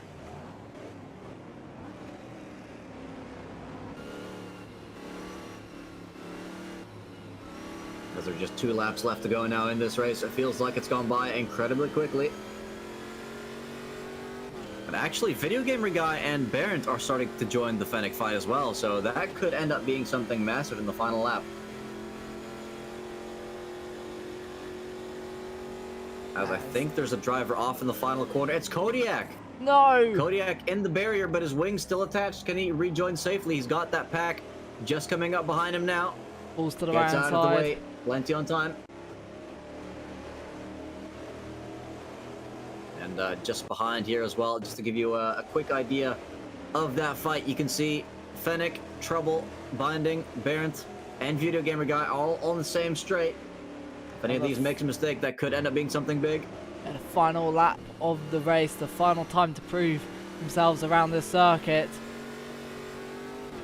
Are we going to see any last minute Hail Marys? Does anyone have the boost button for this final straight with the kink? You can see Escher gaining on Jedlin, but is it gaining as in boost or is this just slipstream? I think it's going to be the latter.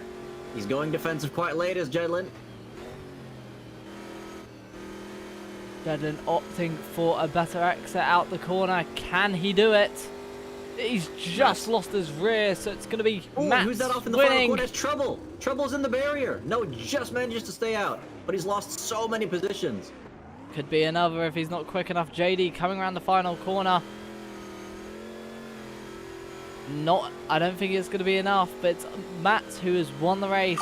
Ultimate Kaiser, their teammate, in P2, Eddie in P3, Jedlin in P4, Escher in P5, Fennec in P6, Binding in P7, Burned in P8, Video Gamer Guy in P9, JD in P11, and Exus in P12, with Captain in P13, just crossing the line now. And all the other drivers being lapped by the leaders. Yeah, very dramatic finish there. Not the first time we've seen Chaos go down on the final corner of the final lap. As I'll take a quick look to see who has the fastest lap tonight. It looks like it may well be Matt's. You've set a 51 flat, just 4 milliseconds over that. Incredible stuff. Some drivers' fastest laps well over a second slower. I just moved the camera. I can see the cars on the circuit right now. But yeah, a very, very interesting race. I definitely wasn't ready for that barrel roll to appear in the race. But one thing's for sure is I think we've had three commentators curses. What was the final one? Because I've only written down 2. Was it? I guess we've only had 2 then. I mean, they were both on Video Gamer Guy, so if anyone else was cursed, please do let me know. I don't think so. All right, then. Let's get these interviews going. I think we already know what Trouble's going to say when we pull him in here eventually, if he is ready for an interview. It's currently Binding and a Video Gamer Guy. Now, since Video Gamer Guy has had all the support, let's go ahead and pull him in. All right. Welcome, Video Gamer Guy. That was an eventful evening. I must say you've also had the most support of any driver on stream tonight, along with your teammate, but that second race was quite tough. Yeah, I'm not quite sure what happened to cause the safety car at first. I think 4 or 5 cars all decided to try and be in the same pixel, which span me off. Who was at fault? I couldn't tell you. I'd need to go back and look at it, so I'm not going to point fingers with that. And then I had a lovely incident with Exus trying to put me on the grass, interestingly. So again, I'm not going to point fingers until I've watched that back, but may well be fodder for tickets later. Maybe. As I say, I'll look at it. Obviously, I had my car there as well, so there's probably something I could have done, as with every ticket. So I'll look at that fairly and unbiasedly. But well, I'm just happy to get back to where was I, P9 or something like that. Yeah, you did finish that second race in 9th place. Thankfully, as commentators, we can't be investigated for our wrongdoings, but unfortunately, the only 2 curses tonight, Video Gamer Guy, both went to you, but it was for exactly the same incident. So technically, you were only cursed once, just with double the power. Oh, great. Okay, was that the safety car by any chance? Yes, it was. So the way it happened I'm looking was... at you. I said nothing. I said nothing, actually. So, Really? well, Nismo said that some people were on a roll or something along those lines before the race, and then I joked, do a barrel roll, and then Nismo said, well, if anyone rolls, that's going to be a curse, but he doesn't think that's going to happen. It ended up happening. I very much rolled. Yes, absolutely, in the most barreling of fashions as well. And the reason why it's double cursed is because just before that, I think you had mild contact with another driver, and I was just finished saying, what a nice save, as you get into one of the biggest crashes of the season. Yeah, I think, again, me and Exus had a couple of comings together that race. I think he got a bit out of shape and knocked into me, and then got a bit out of shape and then straightened himself. And then further down the straight, everybody decided to be in the same bit of tarmac, so it's one of those. Yeah. It is quite interesting. You wouldn't really expect it from a track with so few corners, but as with real oval racing, when everyone is that close to each other all the time, you do tend to end up with some pretty silly incidents. Now, tell us a bit more about race 1, because I think that one went better for you, if I'm not mistaken. Yeah, P4. It was going really well. Me and I think it was Trouble were having a particularly good battle all the way through that race, sort of backwards and forwards, and both going a bit deep on each other and letting each other back through, and just good hard racing really. Unfortunately, Trouble managed to lose the rear end. I think he posted that in chat as well. Ericsson hit him. I don't know who this Ericsson guy is, but he hit him. And yeah, unfortunately, from that point, it was just quali laps every lap to try and catch up with 3rd place, which, well, we were sort of stuck where we were. I'd used all the tires, basically. Yeah, I think most of the mobility in this race as well happening when you're able to tag team with someone else. We saw some people doing that with each other, despite not even being teammates, so definitely some out-of-team cooperation there tonight. As for the challenge of driving these cars around here, I mean, it was predicted that we'd be having quite a few incidents in the final corner. We definitely had some people going off there, as you can actually see in the stream there, maybe a little, well, maybe half a minute ago. It depends on how far behind it is, but I think most of the crazy stuff happened in turn 1. Which part did you feel was tougher, the final corner or the first corner? I mean, other than the straight, where I was upside down, that was quite tough. I think turn 1 was probably harder. Very difficult to go side by side. I know a couple of times I did with, I think, Kaiser in one instance and Exus a couple of times. I think Escher as well, like pretty cleanly. But obviously it's a double chicane, so it tightens up on you. I think for the last corner, it was more sacrificing your rear wing to the gods. If somebody was going to slide off, it was usually the rear end that went, so they just slid to the outside corner. Didn't really collect anybody with them, so I think the more dangerous side was turn 1, definitely. Yeah, I mean, we saw quite a few things in turn 1. We saw people not taking turn 1. We saw people turning left in turn 1, and we saw people skipping over the chicane as well. Now, I seem to remember that it's very easy to get a penalty around here with that chicane. Did you get any warnings at all? Race 2, I think I got 2 warnings or something like that. But like, I'd rather have the warnings than take somebody off. So it was one of those. I'll just dive over the curb and give a bit more space. Race 1 was pretty clean, to be fair, from my perspective at least. Definitely not like the murder chicane from last race. Yeah, the chicanes on the calendar having quite mixed reputations, but I'd say all in all, still a fun, eventful evening for you. Your supporters in the chat seem to be pretty satisfied as well. How much are you looking forward to that final race? I can't even remember where that is. It's a track that you're definitely familiar with. Oh, Silverstone? I genuinely can't remember what it is. He says, frantically scrolling through. It is Interlagos. Interlagos, yes. There we go. Yeah, I mean, AMS2 has loads of GT3 lobbies, and they're all running Interlagos, so I've done my fair share of GT3 around Interlagos. as much Yeah. as much as you say that, it is Interlagos in the rain. Oh, no. Inter-Reynos, Oh. you could say. So I don't know if you're gonna bring your best Max Verstappen impression. Yeah, 360 onto the straight. As long as I don't end up upside down, I'll be happy. Like, he's gonna get taken out in turn 1 by a lapped car and then punch them after the race. Well, if that happens now, that definitely counts as a curse. He's just gonna find whoever's house that is and just. Exactly, yeah. I wouldn't be surprised, Martin, if you get a knock on your door after that. Where are the plane tickets? Come on.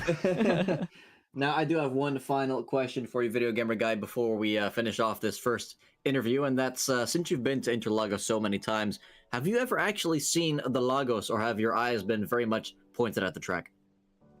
So everybody says stuff like, I can't even remember what tracks it's at, but like there's vans going past at certain tracks. Sebring, I think, has a train, or some.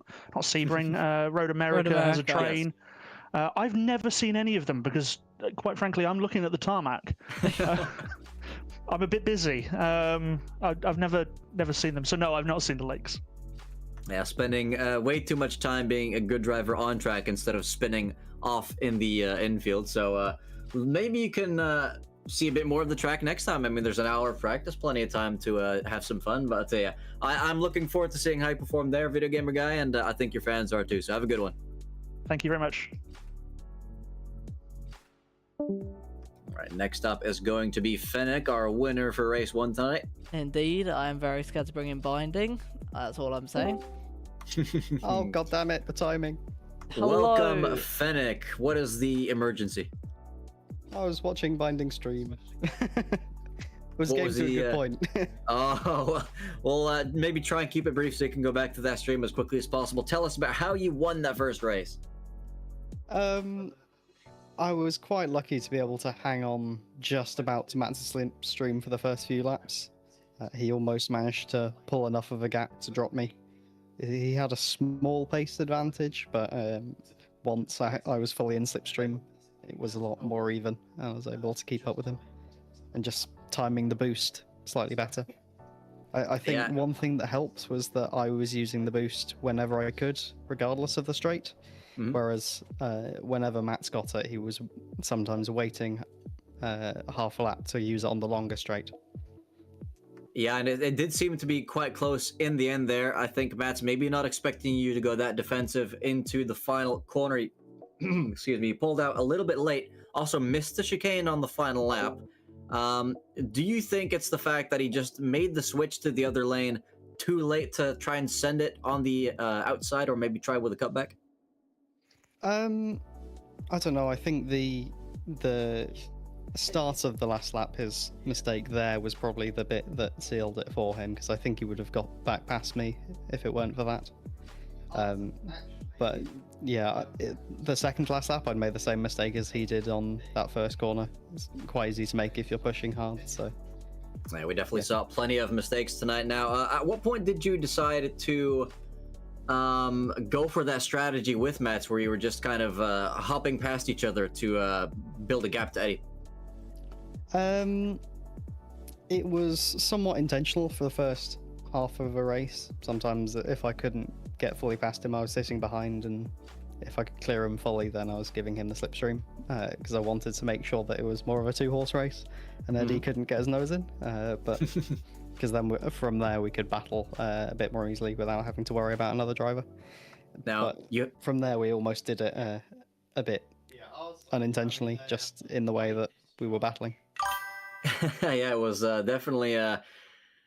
You guys were the closest battle for some parts of the race, but didn't quite get as much screen time because we were very much aware of what was going on there, the real action there happening on the final lap. But you had plenty more action in race 2. Can you summarize that for us?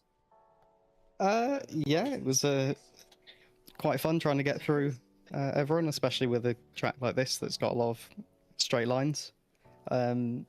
Made good progress, but then made a small mistake with a group of cars ahead and damaged my front very slightly, which then made it slightly more difficult to pull clear of people once you were past them.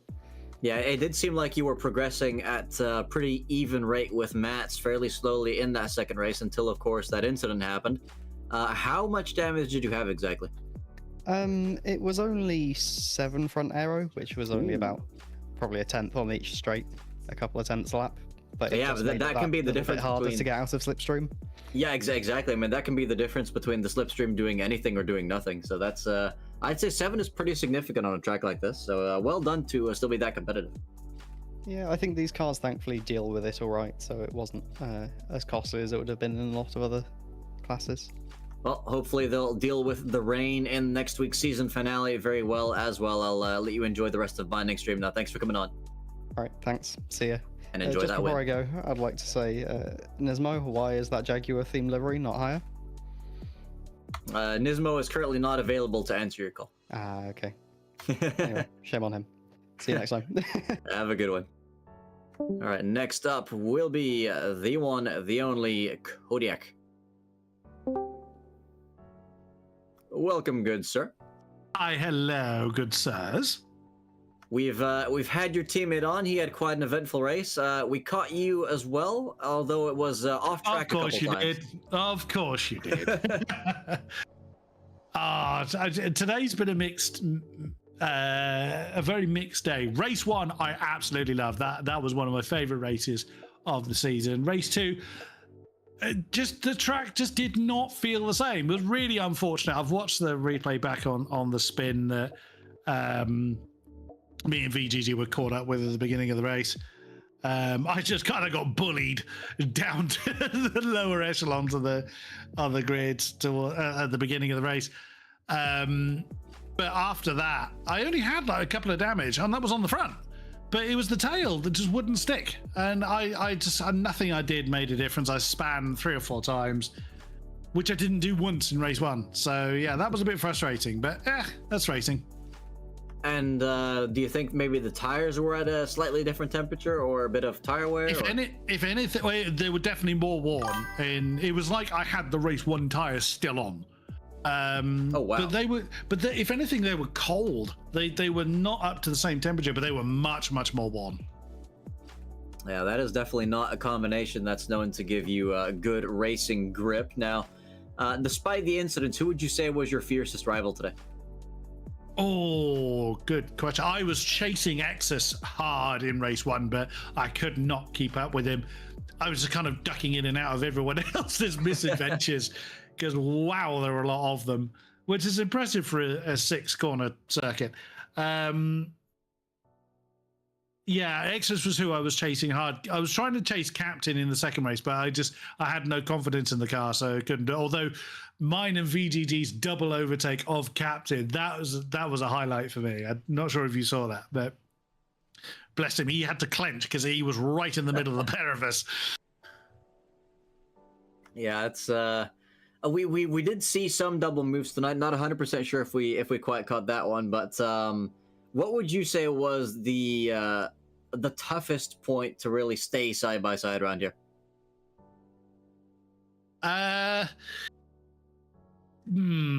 The chicane, you can do it, but you're going quite slowly, so it's not as bad. It's that last corner. If you go up too high, you're on the marbles and you've had it. So you've got to stay low, but if you've got 2 of you doing it, whoever's on the inside line is almost certainly going to win. So I would say the hardest place to be side by side is that final corner. Yeah, definitely saw some lethality there. Now, since this is your first season back racing in a long time, we're almost at season's end. It does sound to me like you've enjoyed yourself so far. Do you think that's enough to keep you on for another season? I don't know. I am much more a hazard than I am anything else. It's been a lot of fun, but I love the Copa Montana. This is the reason I decided to give this season a go, because I love this particular car. Mm-hmm. But dear Lord, the guys here at MSR are just so fast. And what I'm finding is I don't have, I'm not sure I ever did have, but I really don't have that kind of cutthroat, get your elbows out at every opportunity. I might do it once or twice, but I'm like when me and VGG passed Captain, I was gripping the wheels so hard it was like I was trying to squeeze the juice out of it. It was like I was trying to squeeze an orange. You know, it was.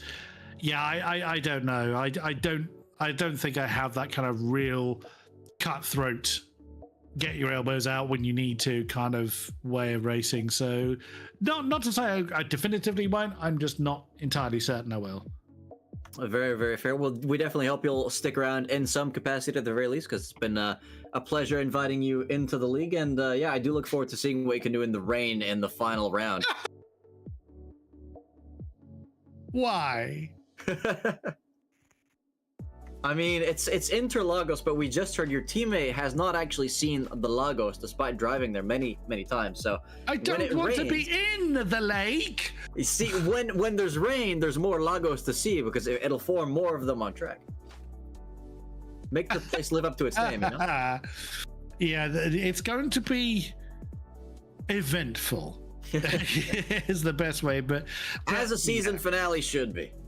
Oh, undoubtedly so. But no, it has been a great season, and it is such a great bunch to race with. I may well be out of my depth, but it's such a wonderful bunch with a lot of people here that are happy to help. It's a wonderful community to be part of. Ooh, hold on as well. We just have an update from your teammate saying he just realized the puddles are back. Is that a new change in the recent update? He's just typed the same thing to me. The puddles are back for the wet. Oh, well, bearing in mind there was a patch released today, so. Ooh, boy. I'll get the swimming trunks. Yeah, the swimming trunks, the full wets, the extra bumper car DLC. We'll have to wait and see what can help the people live to survive that one. But I'll have to thank you for coming on, Kodiak, and we'll see you again for the next one. A great pleasure. See you gentlemen again.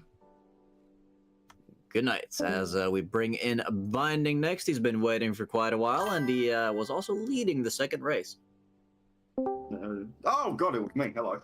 Welcome, Binding. It's a late jump scare for you, but thank you for your patience. You were leading that second race, and I think it went a bit better than you might have expected. I don't want to... the only part I was leading was like a singular straight. The start-finish straight. That was the only part I led before Ricky ruined my life. Now, I'm seeing some allegations about team orders here, despite your normal teammate not being there tonight. I don't get in trouble in Fennec in race 2. I was just stuck between them. They were spit roasting me the entire goddamn time, and I don't know how to feel about that. But see, it was interesting because, I mean, I did see you kind of dropping through the field a little bit in that second race. I remember even saying when you were behind both of them, I said you were holding on for dear life because I'd seen them doing teamwork so far, and they were pretty strong in doing so. But then you started overtaking them again, and the fight was very much alive in the midfield. I don't know how much of the fight you saw, but I was going for it. I figured that the least I could do was hold on, and I held on. Held on so hard, Trouble span himself at him from my sheer aura. I see. I was about to say Trouble did spin out the final corner of the final lap. Did you get a good view of that? I thought I hit him, but according to Trouble, he just span on his own because he got greedy. Oh, yeah, it's definitely not good to get greedy that late in the race. I mean, they do say the race isn't won in the first corner. It's often not won in the final corner either.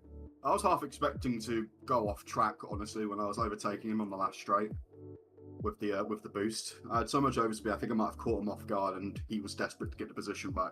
So you may have mentally caused it. Maybe.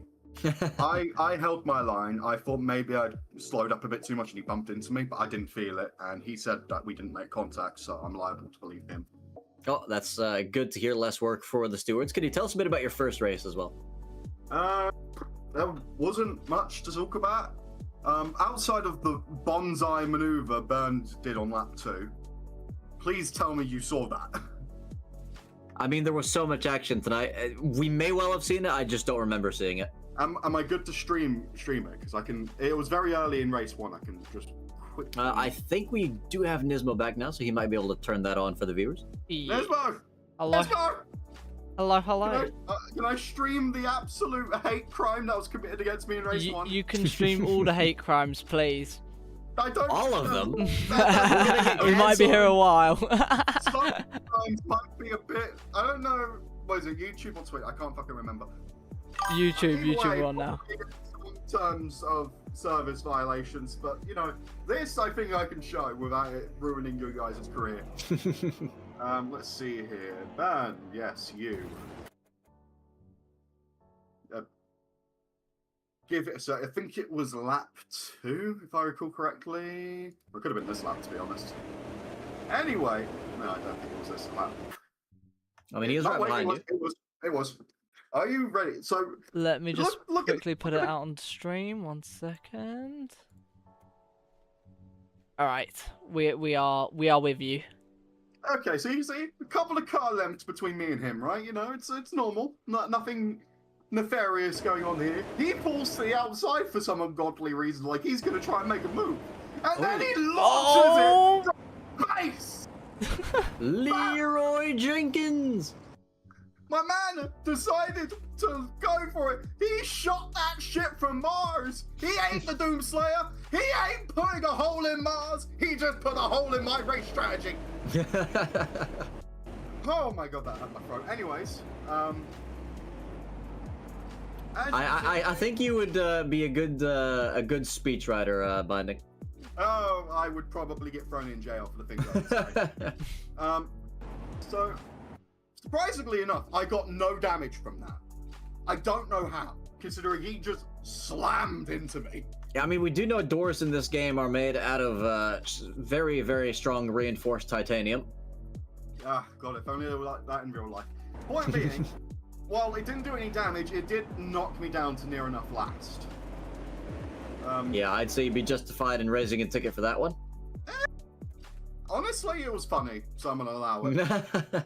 And besides, it's not like I was particularly competitive in race 1 anyways. I finished 12th, which was terrifying because I did not want to start the pole next race, but I did. Now, we have heard some potential news here. It's still unconfirmed as of yet, but the puddles may well have been reintroduced into the game right on time for the final race next week, where we will be having a rain race at Interlagos. Are you looking forward to that? I'm gonna hang myself. Fuck this. I'm retiring from the league. I'm done. I ain't doing it. You can't make me. Also, 4 hours, 20 minutes played. Nice. That's all I got. That was it. I don't know why I had to point that out. But yeah, no, that's going to be interesting. I'm not good in the rain. I feel like my 2 wet races so far this season's proved that I'm not great in the rain. Mia, however, is phenomenal in the rain, and I'm expecting her to kick some ass there. Yeah, but how can you guarantee that that Kaku's not going to be on a plane again? Well, I have a few plans that will shut down airspace. Unfortunately, I can't explain them, otherwise the federal government will be out my door. For any federal agents watching the stream, that was a joke. I am for joking. legal reasons. I don't know why I'm here. Probably added by a third party. Actually, I was added by a third party. You guys dragged me in here. Direct these two instead. You have the right to remain silent, Binding, as we await to see what you will do to your opponents again next week. Thanks for coming on.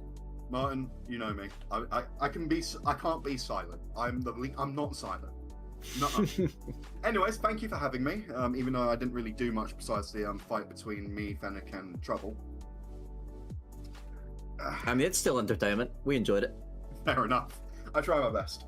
Thank you for having me. I shall see you guys next week. Yeah, glad you had a good time, and even better hopes for the next one. Have a good one. See you guys in a bit. This is going to be a last interview. Shall I let Escher know that? We'll pull Escher in. Alright, cool. See you in a bit. Ta-ta. Now for the final interview of the night, Escher, who fought for the race lead, was involved in a very, very long fight for the top positions. Welcome, Escher. That was quite the performance you gave us tonight. Yes, that's why I'm here. Tell us about it.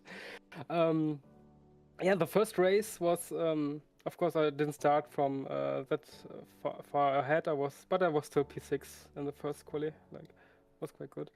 And then someone took out all of my opponents around me, and I had clear air. And then I do that, what I always do. If I have clear air and everything is fine, I'll make a mistake on my own.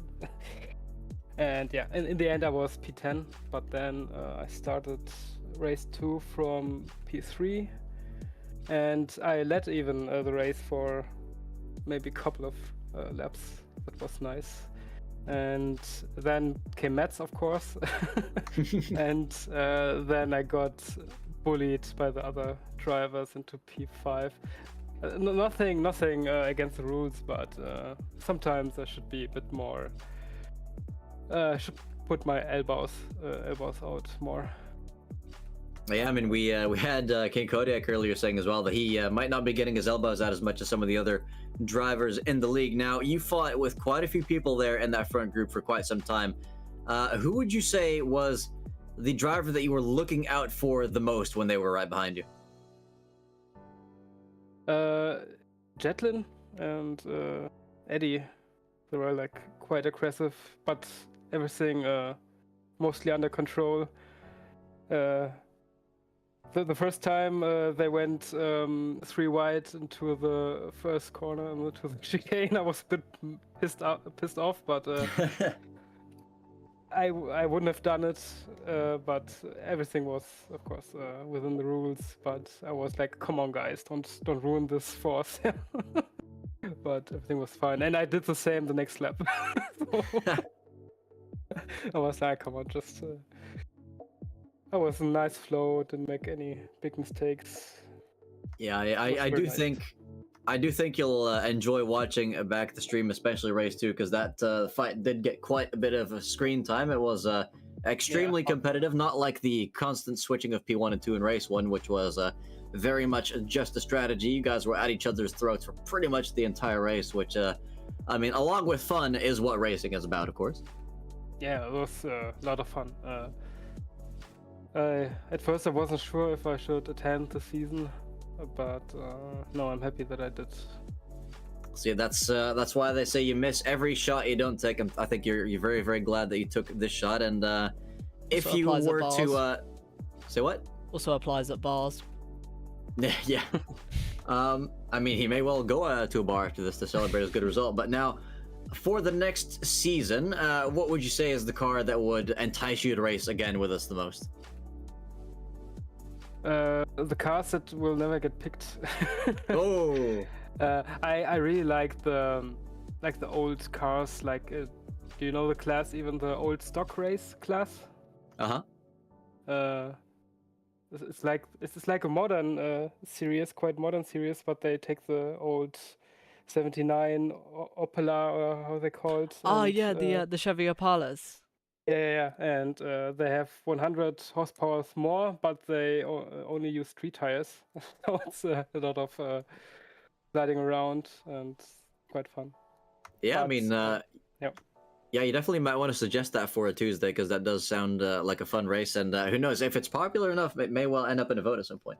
Yeah, well, I have communications with the top guys. I'll definitely portray that as well. Yeah. I'll mention it in potentially one of our next. Or Kelsey talked about a mini league in the summer. Yes. Maybe. Oh, that understeering garbage. Yeah. And maybe like Formula V too. They got updated. They now have semi slicks instead of 3 tires. The Formula V Gen 2. Interesting. Well, in fact, I will quickly mention, since this is his last interview, there is an idea floating around the staff chat for what the mini league could be, and we originally were thinking about the Triple Crown event, so Le Mans, Indy, and Monaco. Oh boy. But we're also considering a Brazilian Triple Crown event, so it'd be For Le Mans, it'd be Curitiba Alta in Fiat Unos. Oh, nice. Yeah, I love For those. Indianapolis, it will be the Jacarapagua Oval with the Formula Inters. Yeah, I like And those too. with the Monaco GP, it'll be around Salvador in the Formula Vs. Ooh. Yeah, nice. So Yeah, but we had enough Brazilian tracks, I think, with this one. Yeah, Monaco, like a special event would be interesting if like everyone practice a lot, and yeah, this could be interesting. Can you imagine a safety car with maximum damage? Oh, okay, so it would be last man standing. Yeah. Yeah, we'll have to wait and see what they end up going with. But definitely a lot of interesting options that this game has to offer. So I am looking forward to that, of course. Asher, do you have any prep work that you're gonna use into the final round of the season? It will rain. We've heard that the rain physics may well have updated as well. There could be puddles on the track again. Yeah, I tried that out with the new Hungaroring circuit. Like I started on wet with storm, and like after 10 minutes there was like a bit of puddles on the sides. I don't know if it's crazy like it was before a couple of patches ago. I hope not. Like I hope it's like a in between of like too much puddles and no puddles. But we'll see. Yeah, it's definitely been, I think, a nice break for a lot of drivers to just have a bit of grip loss in the rain compared to the PC2 black hole puddles we had before. But Yeah. it does remain to be seen. Hopefully we'll find out next week. But yeah, I do wish you the best of luck for that one. Yeah. Thank you. Yeah, could be. Yeah, it's quite rainy. I see. No, it's just one weather slot and then medium cloud. I don't think there will be that many puddles, but we'll see. Well, unless Nismo has any further questions for you, Escher, I'll wish you a lot of luck in that race and plenty of fun in rewatching the stream as well. Yeah, thank you for moderating. Yeah, thank you. Well, have a good one then. Yeah, see you. Have a good night. Good night, Escher. Bye. Right, so that brings us to the end of the interviews. A very fun first race and a very dramatic second one. Orders all switched up and down the field, so a lot of people gaining points here and there. But one thing's for sure is if it wasn't chaotic this race, it'll be even more chaotic next race, where we'll be racing in Interlagos in the wet, where they have in fact reintroduced puddles into AMS2. So that is definitely going to cause some drama between the drivers and the circuit. But until next time, guys, it's been great commentating as always, and we'll see you next week for the final round of the Copa Montana Championship. Good night, everyone.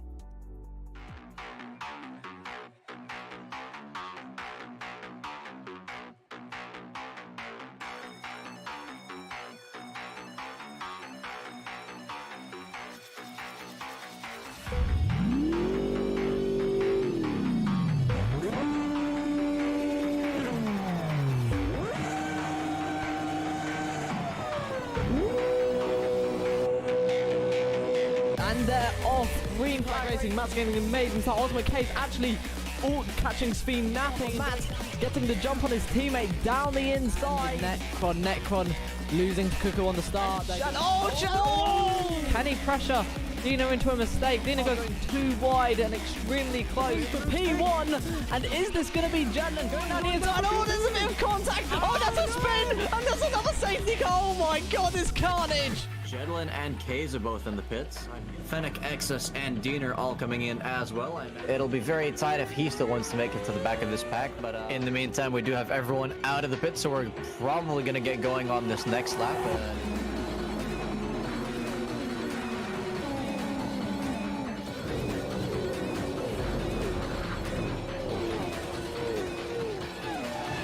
We are, in fact restarting now regardless of that incident. McKay's looking for that undercut. Does he get it? It looks like he might do that side by side and very close together. Cuckoo looking for that inside line on Jedlin ahead. Going into 130R, but they're going to be wanting to go fully defensive into the chicane of Casio Triangle. He's going to end up finishing in P1, crossing the line. Greenlink's going to cross the line. It's going to be Ultimate K's across the line. Gilish comes across the line to win his second MSR title.